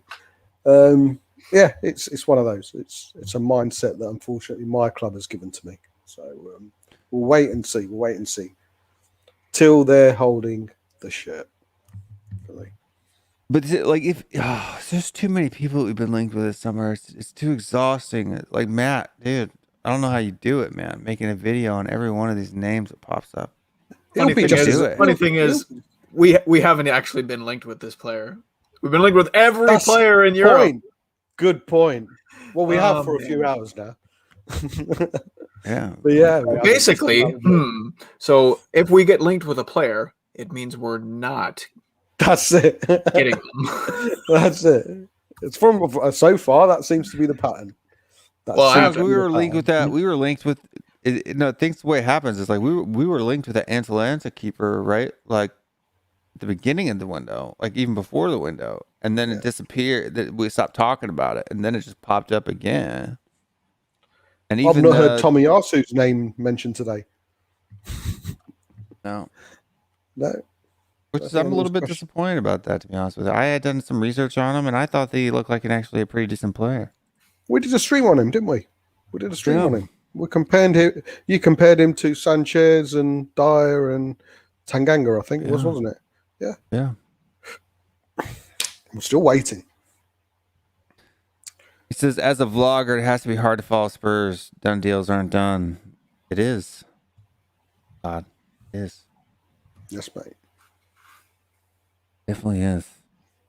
But it gives you guys lots of things to watch, man. I'm telling you, there is never a shortage of Spurs content now. That didn't always be the case, so you guys should be thankful to all of us out here that are doing these videos, because I can tell you right now that come this time last year, you would have had Matt to watch, Chris to watch, brothers to watch, and then maybe an expressions of video on the weekend, or him talking about how many girls he slept with. 100%. And that's it. That was it. And that'll probably be the longest video out of all of them. Expressions. Yeah. But I mean, now we got lots of stuff. He said, Abdul says, Will's TH. Matt, I like Matt's comment. Really love these streams, by the way, gents. No hair, just vibes. Abdul says that I've been linked to with CR7. Right. He's not bald enough to come. Ronaldo's not bald enough to come. The original Ronaldo could come on this show. I could, yeah. But not Cristiano Ronaldo. I'm still getting hate, by the way, for that comment I sent out earlier saying Messi was second rate compared to Ronaldo. It's still incoming, mate. Honestly, I'll post it later. No, Todd. No, don't mention his name. But I actually showed my kid a video because I got in my kid pretty hard because we're moving, right? So I wouldn't say I got into him hard, but I gave him a guilt trip, right? Just because this whole summer, normally in the summers in the past, he was very active and motivated, continuing his fitness and working the ball. And this summer, he's just done nothing. No, well, not nothing, but he's done nothing. Eased off. Yeah. But he is starting to go through his growth spurt and stuff like that. I mean, he's sleeping a lot and playing video games and just nothing. And then I'm like, don't you think you should train, man? Off season, Dad. I'm like, but like I never had to tell him that before. You know what I mean? Or when he was younger, it was just he was always, Bob, your kids are coming right around this age, man. They're getting close to it. And it's like, man, you've hit the age where the defiance is taking hold. What Dad wants is what I do not want. But it's not what I want. It's what I know is important. Because think about it. If that's really his dream, this is a dream of his that's cost me well over $10,000, by the way.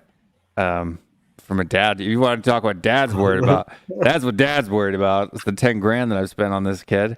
It's already gone, man. It's gone.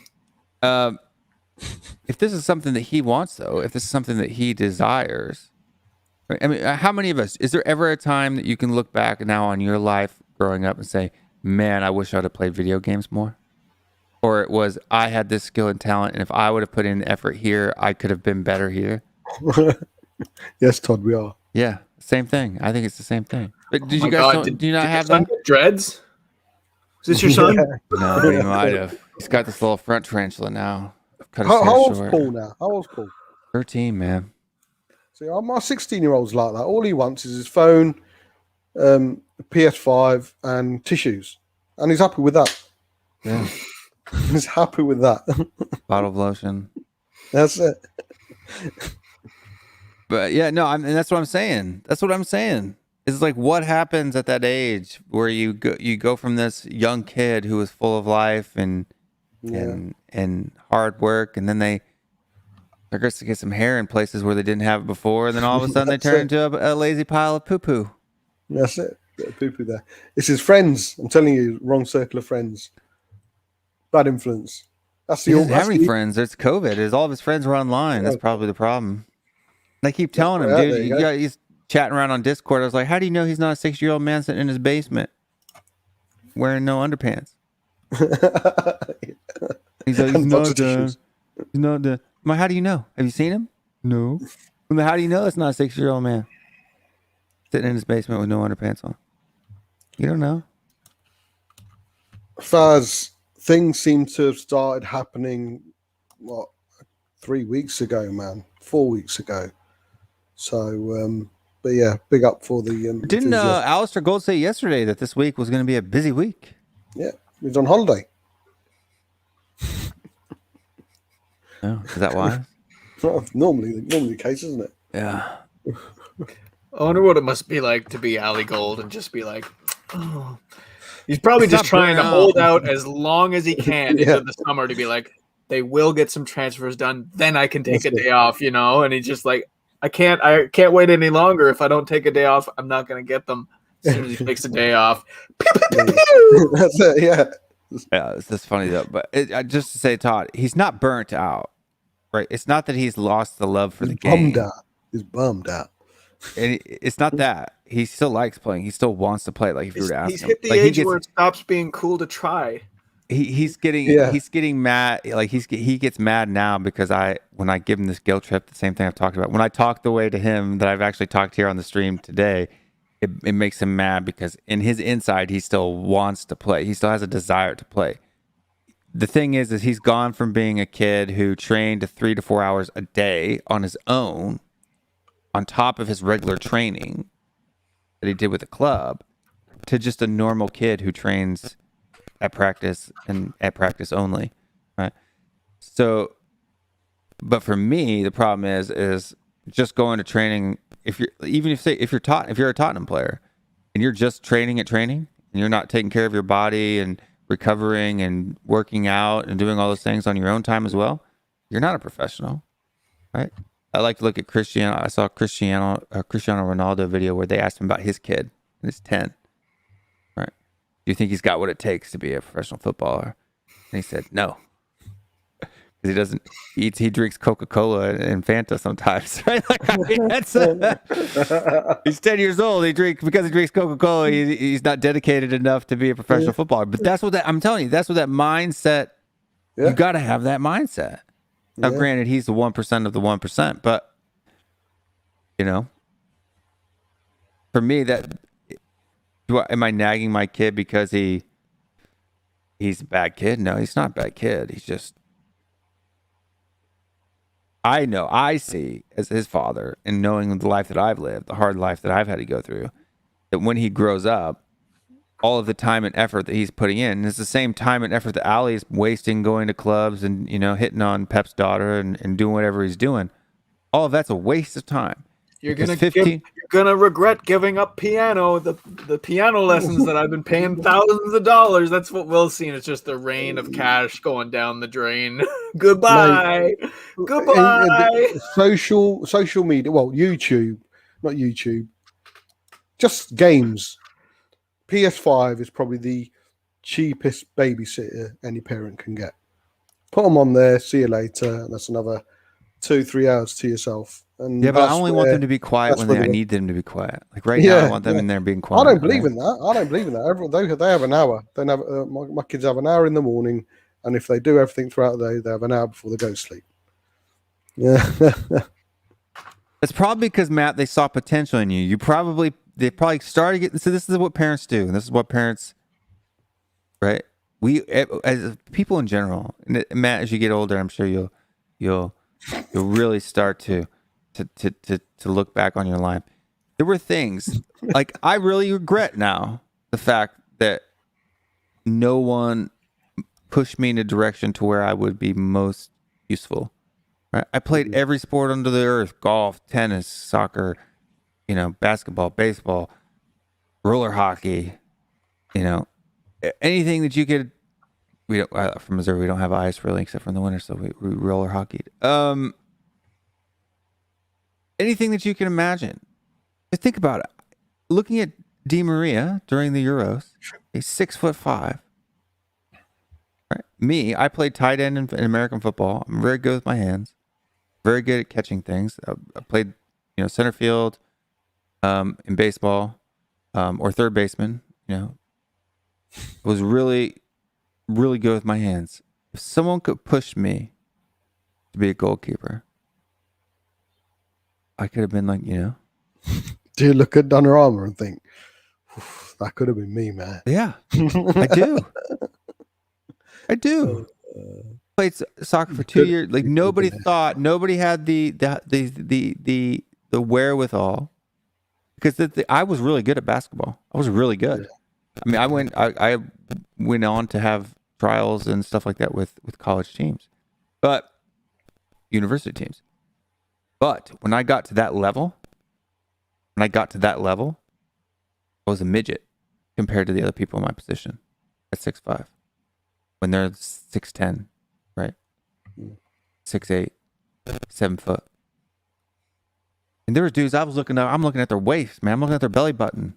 At 6'5", I'm looking at their belly button.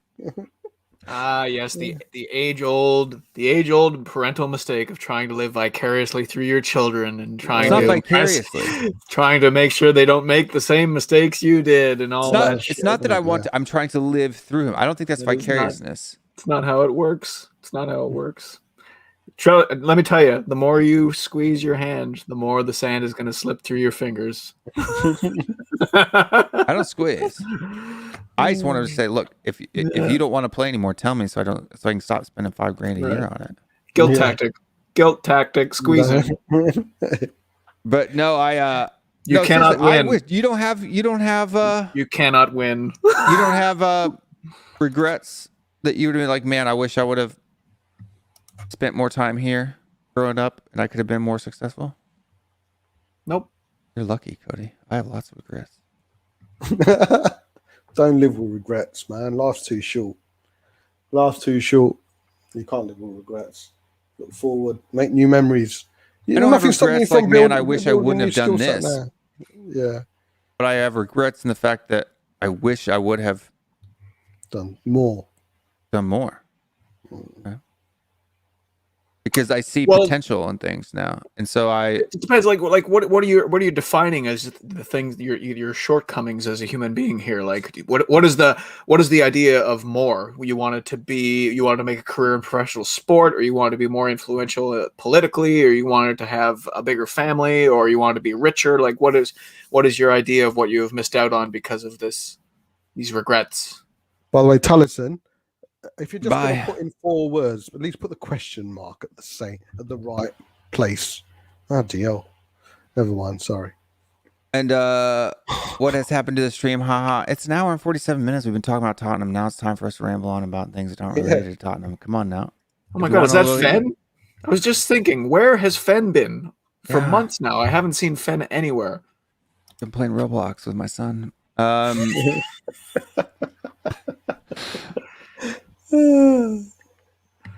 These are all things. Look, if you come to the Will Stewart's THFC Rants, it is a rant channel. We go off into the weeds all the time. You're lucky we're not talking about food, right? Ask Alan McDowell. It's so weird. You have a different name every week, man. Shit. But yeah, son, you go back to the chemist. Like I look back now and I wish my dad would have been more strict with me than he was. At the time, I didn't want that at all. I thought he was too strict. Someone said he should have got son's dad. Yeah. Oh man, it's a personal question. You know, there we go. Me, my childhood, I played tons of golf. I went off. I had a career in the industry. I lived my life. I traveled. I played all sorts of golf. It was the best I could ask for in my 20s. Dated whoever I wanted. You know, not pumping my tires here, but I had that. I had that freedom. I didn't meet my wife till I was 30. I was happy when I met her, and now we have a family together, and that part of my life is taking over. And I don't have any regrets. I don't look back because, like, the thing is too, like, no, I don't regret any of the things that I've done. I regret that I didn't put in more effort. Like, I like to think of myself as an intelligent person. I was the type of student. You have a triple-digit IQ. I do have a triple-digit IQ. For people that think that's important, and I would for you right there. I'm guaranteeing mine's higher than yours, and I have 100 actual piece of paper that will show that.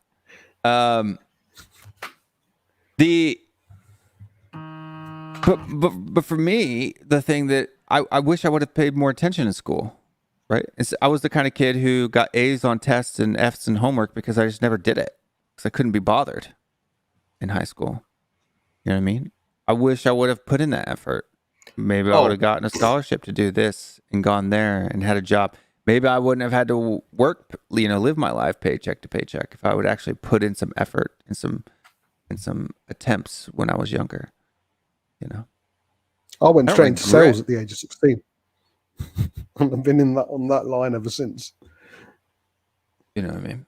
It's just so there are things that I wish that I would have been prepared to do. And Mom, I'm sorry if you're watching this. I'm sure you've heard me say it a lot of times. Yeah.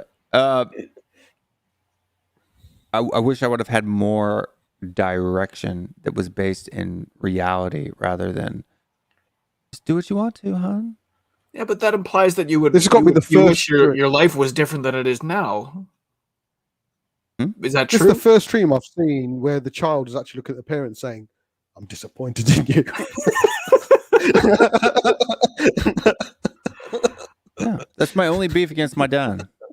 It is the only complaint that I have towards my father. Right? He never hit me. He never, well, not hard anyway. He never, abused me or anything like that. The only complaint that I have towards my dad is that he didn't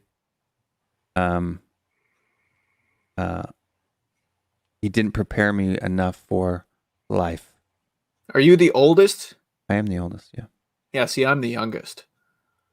I think that's that what it probably has something to do with how we're shaping our opinions on our upbringing here, because Probably does. Yeah. 'Cause the babies would tend to get probably- more attention than the oldest. If I were to talk to your oldest brother or sister, I'm sure we would have more in common about what we're talking about. That is a conversation that would have to be another stream or not a stream at all, to be honest. if we really wanted to kind of peel back the layers of the onion, so to speak. But Matt Hayes says he says, I wish I didn't drop out of college. There you go. So he was a shit piano player and he dropped out of college. Sounds like he's a quitter. Yeah. Did you quit smoking too, Matt? Are you how bad of a quitter are you for crying? Quitting is for quitters. Oh, bless. Yeah. What's funny is my youngest, Cody, my baby in my family. Like I was talking this about Paul, and you could see he was getting irritated in the back seat because I was kind of ranting on about his lack of effort. And I said, I guess I'll just have to move my my attention onto Ewing, which is my youngest son. He's like, no, I'm not doing nothing. I'm just gonna continue doing nothing. He's happy about doing nothing. I'm not doing nothing. I think It's so funny. It obviously there's tons that goes into the topic that we're discussing, but for me to have had two older brothers, that was one of the comments that I made at my wedding when I was, addressing everybody and doing the groom speech, was that I got to sit back and watch those two idiots make all the mistakes. I got to learn from all of the ways that they used to mess up. So all those hard lessons I got for free. So that probably is in a microcosm of why we have different feelings on this topic. Yeah, Probably. It's tough when you're the oldest, especially when your parents are young. My parents were 21 when I was born. So, like, it's weird to think that when I was 20, when my dad was my age. I mean, isn't that nuts? I mean, even Bob's son's not 20. that's it. Right? Man, yeah. And Bob, you're like, what, 60? Yeah, man. Yeah. Yeah, man. Anyways, I'm waiting for my Twitter button to go red again. It's kind of what I'm stalling for time. It hasn't gone red, so Nothing's coming up. Let me have a look. Matt Hayes says he also quit YouTube twice. Maybe not good enough. Thanks for helping me see the truth, Cody. And then Matt's channel goes offline. Tottenham signed Seville's Brian Gill. Oh no, Tottenham hope to sign. Sorry, no, it's all right. Same thing. You have a son, Matt, that's not 20. Aren't you 20, Matt? How old are you, Almost. Matt? Yeah, I would guess Matt's like 25. Are you 25, Matt? No. You don't think he's 25? No, he's like 25. Are you 25, Matt? How old are you, Matt? I hate this like 35-second delay. It's like I want to talk Matt to people in made the it. comments. He was actually a reference point in a report earlier today. Did you see that code? Well, both of you see it. What's that? Matt being referred. Yeah, no, I opened a story in my One Football app today, and it was there was Matt Hayes' YouTube channel, because Fabrizio, they were referencing the show that Matty had with Fabrizio on yesterday, so it was kind of cool to see one of the biggest football apps, to see our good friend and not a quitter, a man of winning mentality. 22, 23. Man who gonna- never gives up. Never gives up. No. 24 years and 4 months. That's a very specific age. Yeah. Do you Matt guys have Hayes. amusement parks in the UK? Like Disneyland types, Disney World type stuff? I'm going to put Matt Hayes at 22. Alton Towers, yeah. 22. Yeah. Do you have amusement parks, Bob, in the UK? Yeah. We've got a place called Alton Towers. If you think of Disneyland and divide it into 10, 1/10 of it would be Alton Towers. And that's the only one you have? No, there's other ones. There's Gulliver's Kingdom, which are around, obviously based on Gulliver's World. It's 20. Yeah, so that's good. Yeah. That's not a bad guess. You know. Yeah, I had you You look more. older. It's your matureness, Matt, that I had you at 25. Yeah. Much He does much look too older. old. He does Much too old for Gylfi Sigurdsson though. Just stay Allegedly. Stay over there, Allegedly. Matt, until you turn 21, because you couldn't even drink here. You couldn't even have a beer here, Matt. But no, we have lots of amusement parks here, and at them we have these different games where we have like what we call age guessers and weight guessers. So Okay. people will literally, you can win a prize. The person will walk up to you and they will guess your age or your weight. Right? They tend to guess age for women and not weights. But how do you know the lady's not lying and she just wants the other person? They have a scale. who's- There's a scale right there, and they jump on the No, scale. the age. The age. Oh, they look at your ID. Oh, okay. Fair enough. Yeah. Seeing Shouldn't- some that's true. newer report Should- saying that Tottenham will sell Davinson Sanchez and Musa Sissoko if the right offer arrives. Yeah, I think it was older today, and there were more people's names to that. Who? Let me see. Says that the Times has said that Tottenham Hotspur have made Serge Aurier, Cameron Carter-Vickers, Toby Alderweireld, Davinson Sanchez, Eric Dyer, and Harry Winks available for transfer. Oh, so Harry Winks, who was apparently going to be told by He got his Nuno- chance. He got his He chance got his against chance. Lake Norrie. And Wasn't there a he report was that found Nuno was out. going to tell him if he was going to be a part of his plans this week? And obviously not. Apparently he's not. But we after don't looking- believe anything. We're not supposed to believe anything that's in the media. Oh, please let it go, because that's the perfect list of people that need to leave, Yeah, though. that Bob, stop I agree. I will believe pooping that. on our parade. Doesn't it make you feel justified as a YouTube pundit that when we watch the season last season and we cry out for all of these players to leave, and it's the exact same people that the professionals have identified to need to leave? Yeah, it just shows what watching Spurs on a consistent basis does to you. Yeah. I'm looking at you. There are some Lamella defenders out there. No, I'm seriously. Cody was laughing at me earlier, but I literally a little bit. Oh, Eric. It's kind of like one of those players that every time he steps on the pitch, he just sent me into a rage, and so it's kind of like you. It's that Stockholm syndrome, and now that he's going to be leaving, it kind of feels like there's an empty hole in my heart.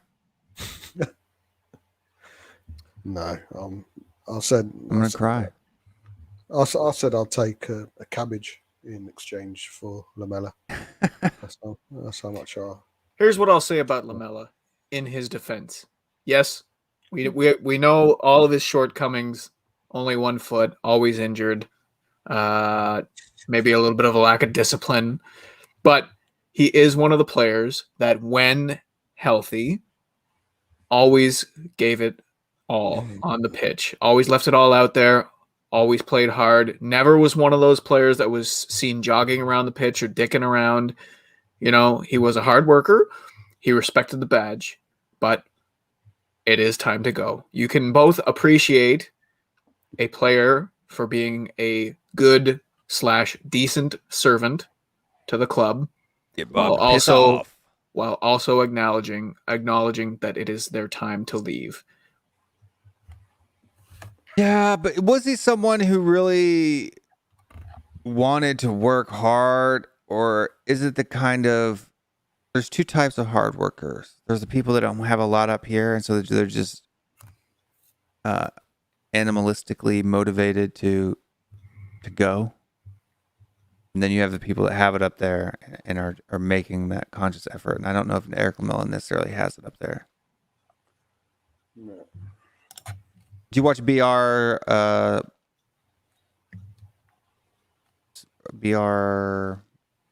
Report or whatever it's called? They're the cartoon, The Champions. No. Are you serious? You've never seen The Champions? Oh, the cartoon? Yeah. Yeah. No. Bob, how have you not seen it? It's pretty funny. I don't know.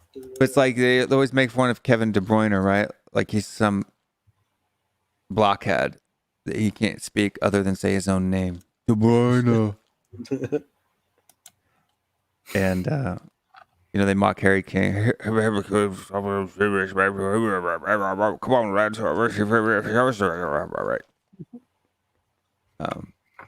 It's pretty funny. I like that cartoon. Reminds me a lot of like Adult Swim type stuff over here on Cartoon Network. I gotta go. All right, Bobby. All right, mate. Thank you to everybody who watched, liked, commented, super chatted. Not enough liked, not enough subscribed, but thank you for the ones that did. Not enough of you did. Appreciate all of you putting up with our inadequate Spurs discussion and subsequent awesome life conversation. Yeah. That's the story of this channel, is inadequacy. Right? If you want adequate punditry on Tottenham Hotspur, why the hell are you watching this show? Yeah. But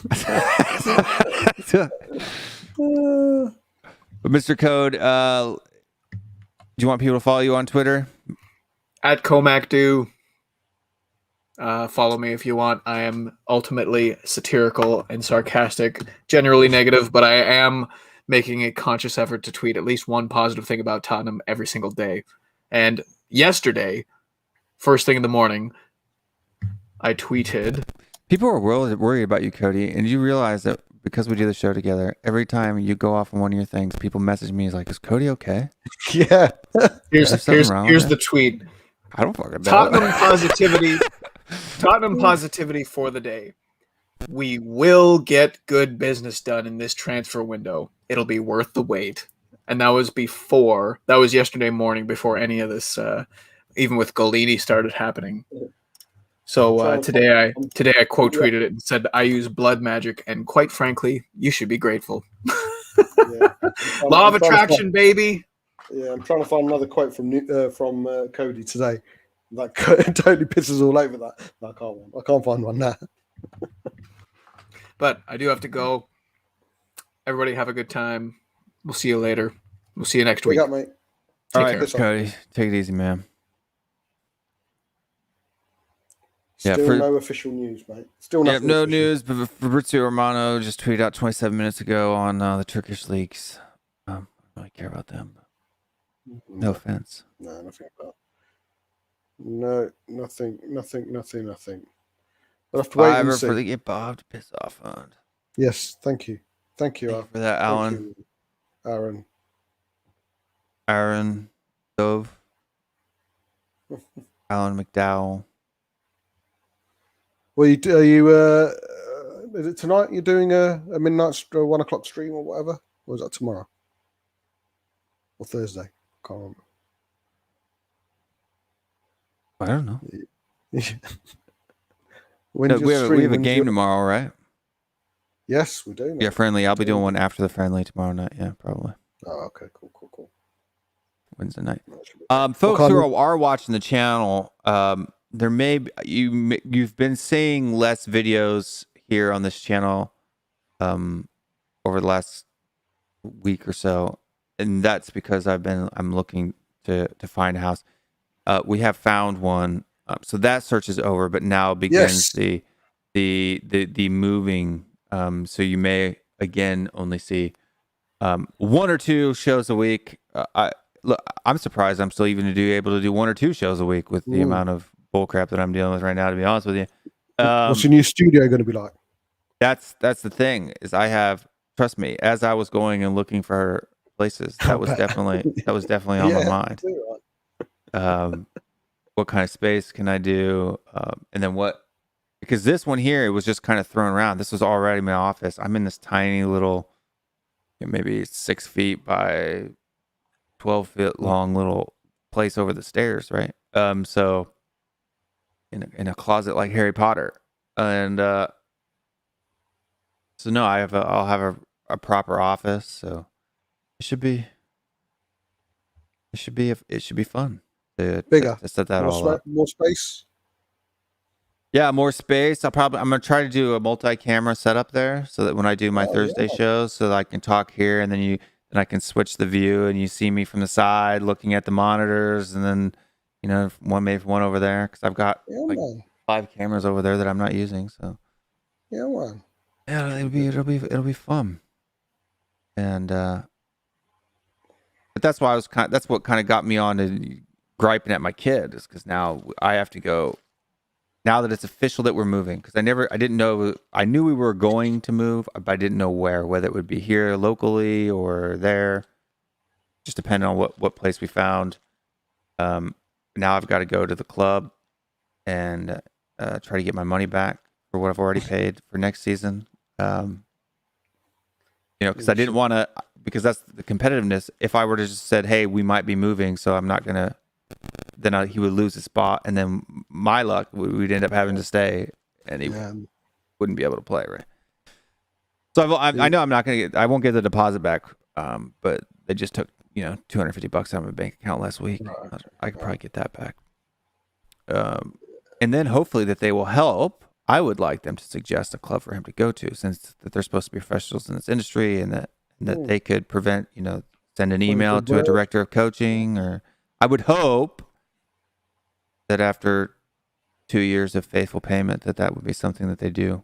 I'm not gonna get my hopes up though. Definitely. And what kind of team are you expecting tomorrow then? You expecting like of Sonny and Dembele and? Is Sonny back in training? Yeah. Came in today. Came in yesterday.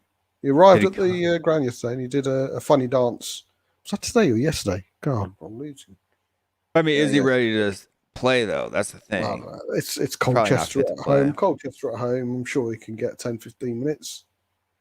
I'd like to see Scarlett again. I'd like to see a few more minutes, because I do think he's gonna play a prominent part, even off the subs bench. I think this season, I think he needs to kick on. He won't be a regular starter, of course not. But yeah, the likes of Harvey White, Scarlett. It'd be interesting. I'd like to see Sonny and Dembele. If there's anyone who needs fitness sorting out, certainly Dembele. I've got a funny feeling Ali's going to start again. But yeah, we'll see. I hope by Chelsea and Arsenal and Chelsea game, we've got some form of idea of an identity and a pattern of play. Yes, obviously personnel is not going to be our starting 11 against Man City, but certainly we can get pattern sorted and certainly a way of playing and a formation. Formation would be good. Yeah. Or it could also be the Tap and Tobbs started a stream. Good. Yeah. But if that makes you feel better, that's good too. I'm kidding.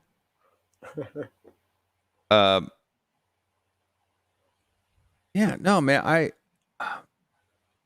Look, I definitely want to see the young guys play, right? Like I do, especially if it's like yesterday, where it's the Deadwood that's coming on and play. I don't care. I already know you suck, right? Like I want to know how the other kids are playing. Yeah, and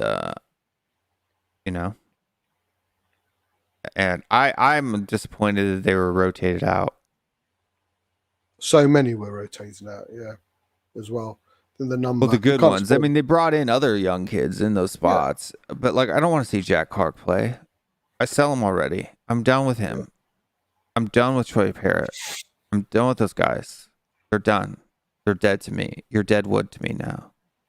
People were asking, do you reckon Scarlett's ahead of Parrott? He's so far 100%. Ahead, man. He's so far ahead. 100%. 100%. 2 defenders and a striker and a midfielder. Get rid of them signings. already. Sell them. Yeah. Jack Clark, what a waste of money, dude. What a waste of money. We're going to get half That was our of Grealish cash. Yeah. That was our Grealish cash. Yeah. Yeah. We'll be getting half of that, if that.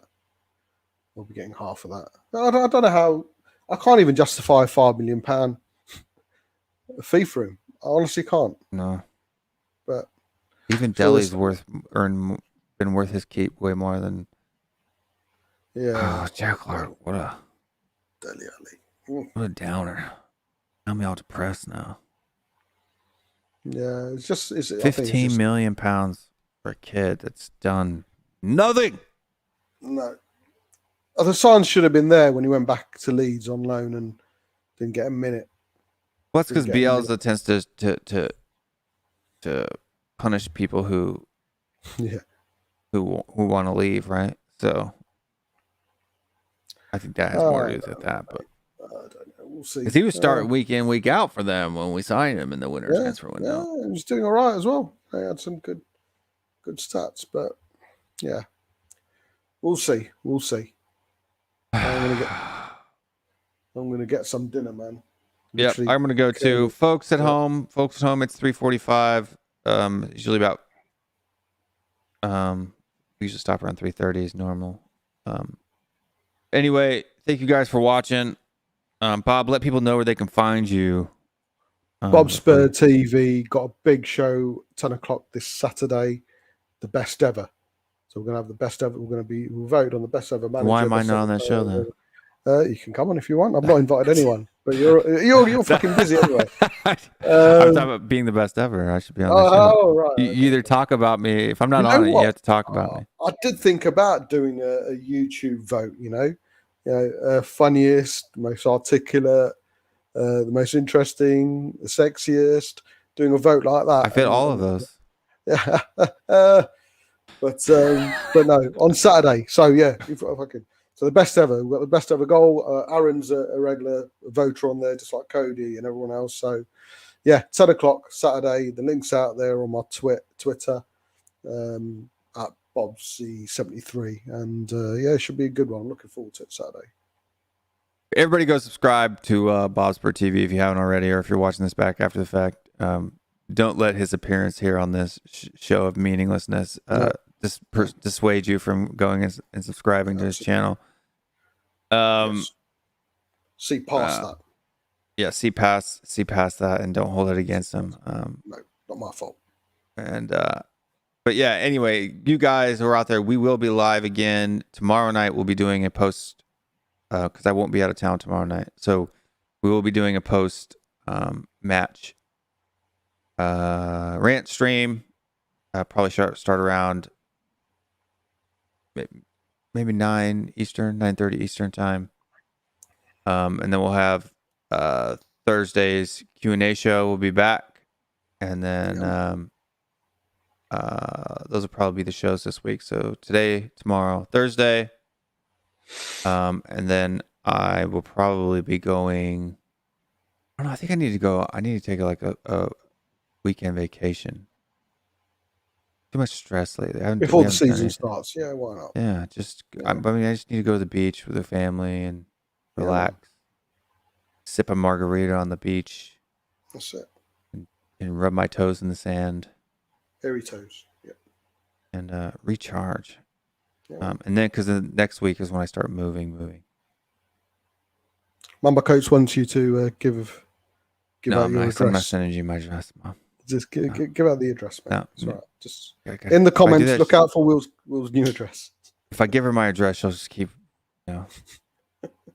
trying to visit me and stuff like that. And who wants that? I'm just teasing. Love you, Mom. But no. Anyway, guys, Bob's got to go eat. I got to go do things that matter. No, I'm kidding. He's doing important things. Yeah, gotta do important things. Guys, thanks for watching. Stay strong. Stay Spurs. Big up. And we'll see you guys next time. One, two, three, four. Let's go now.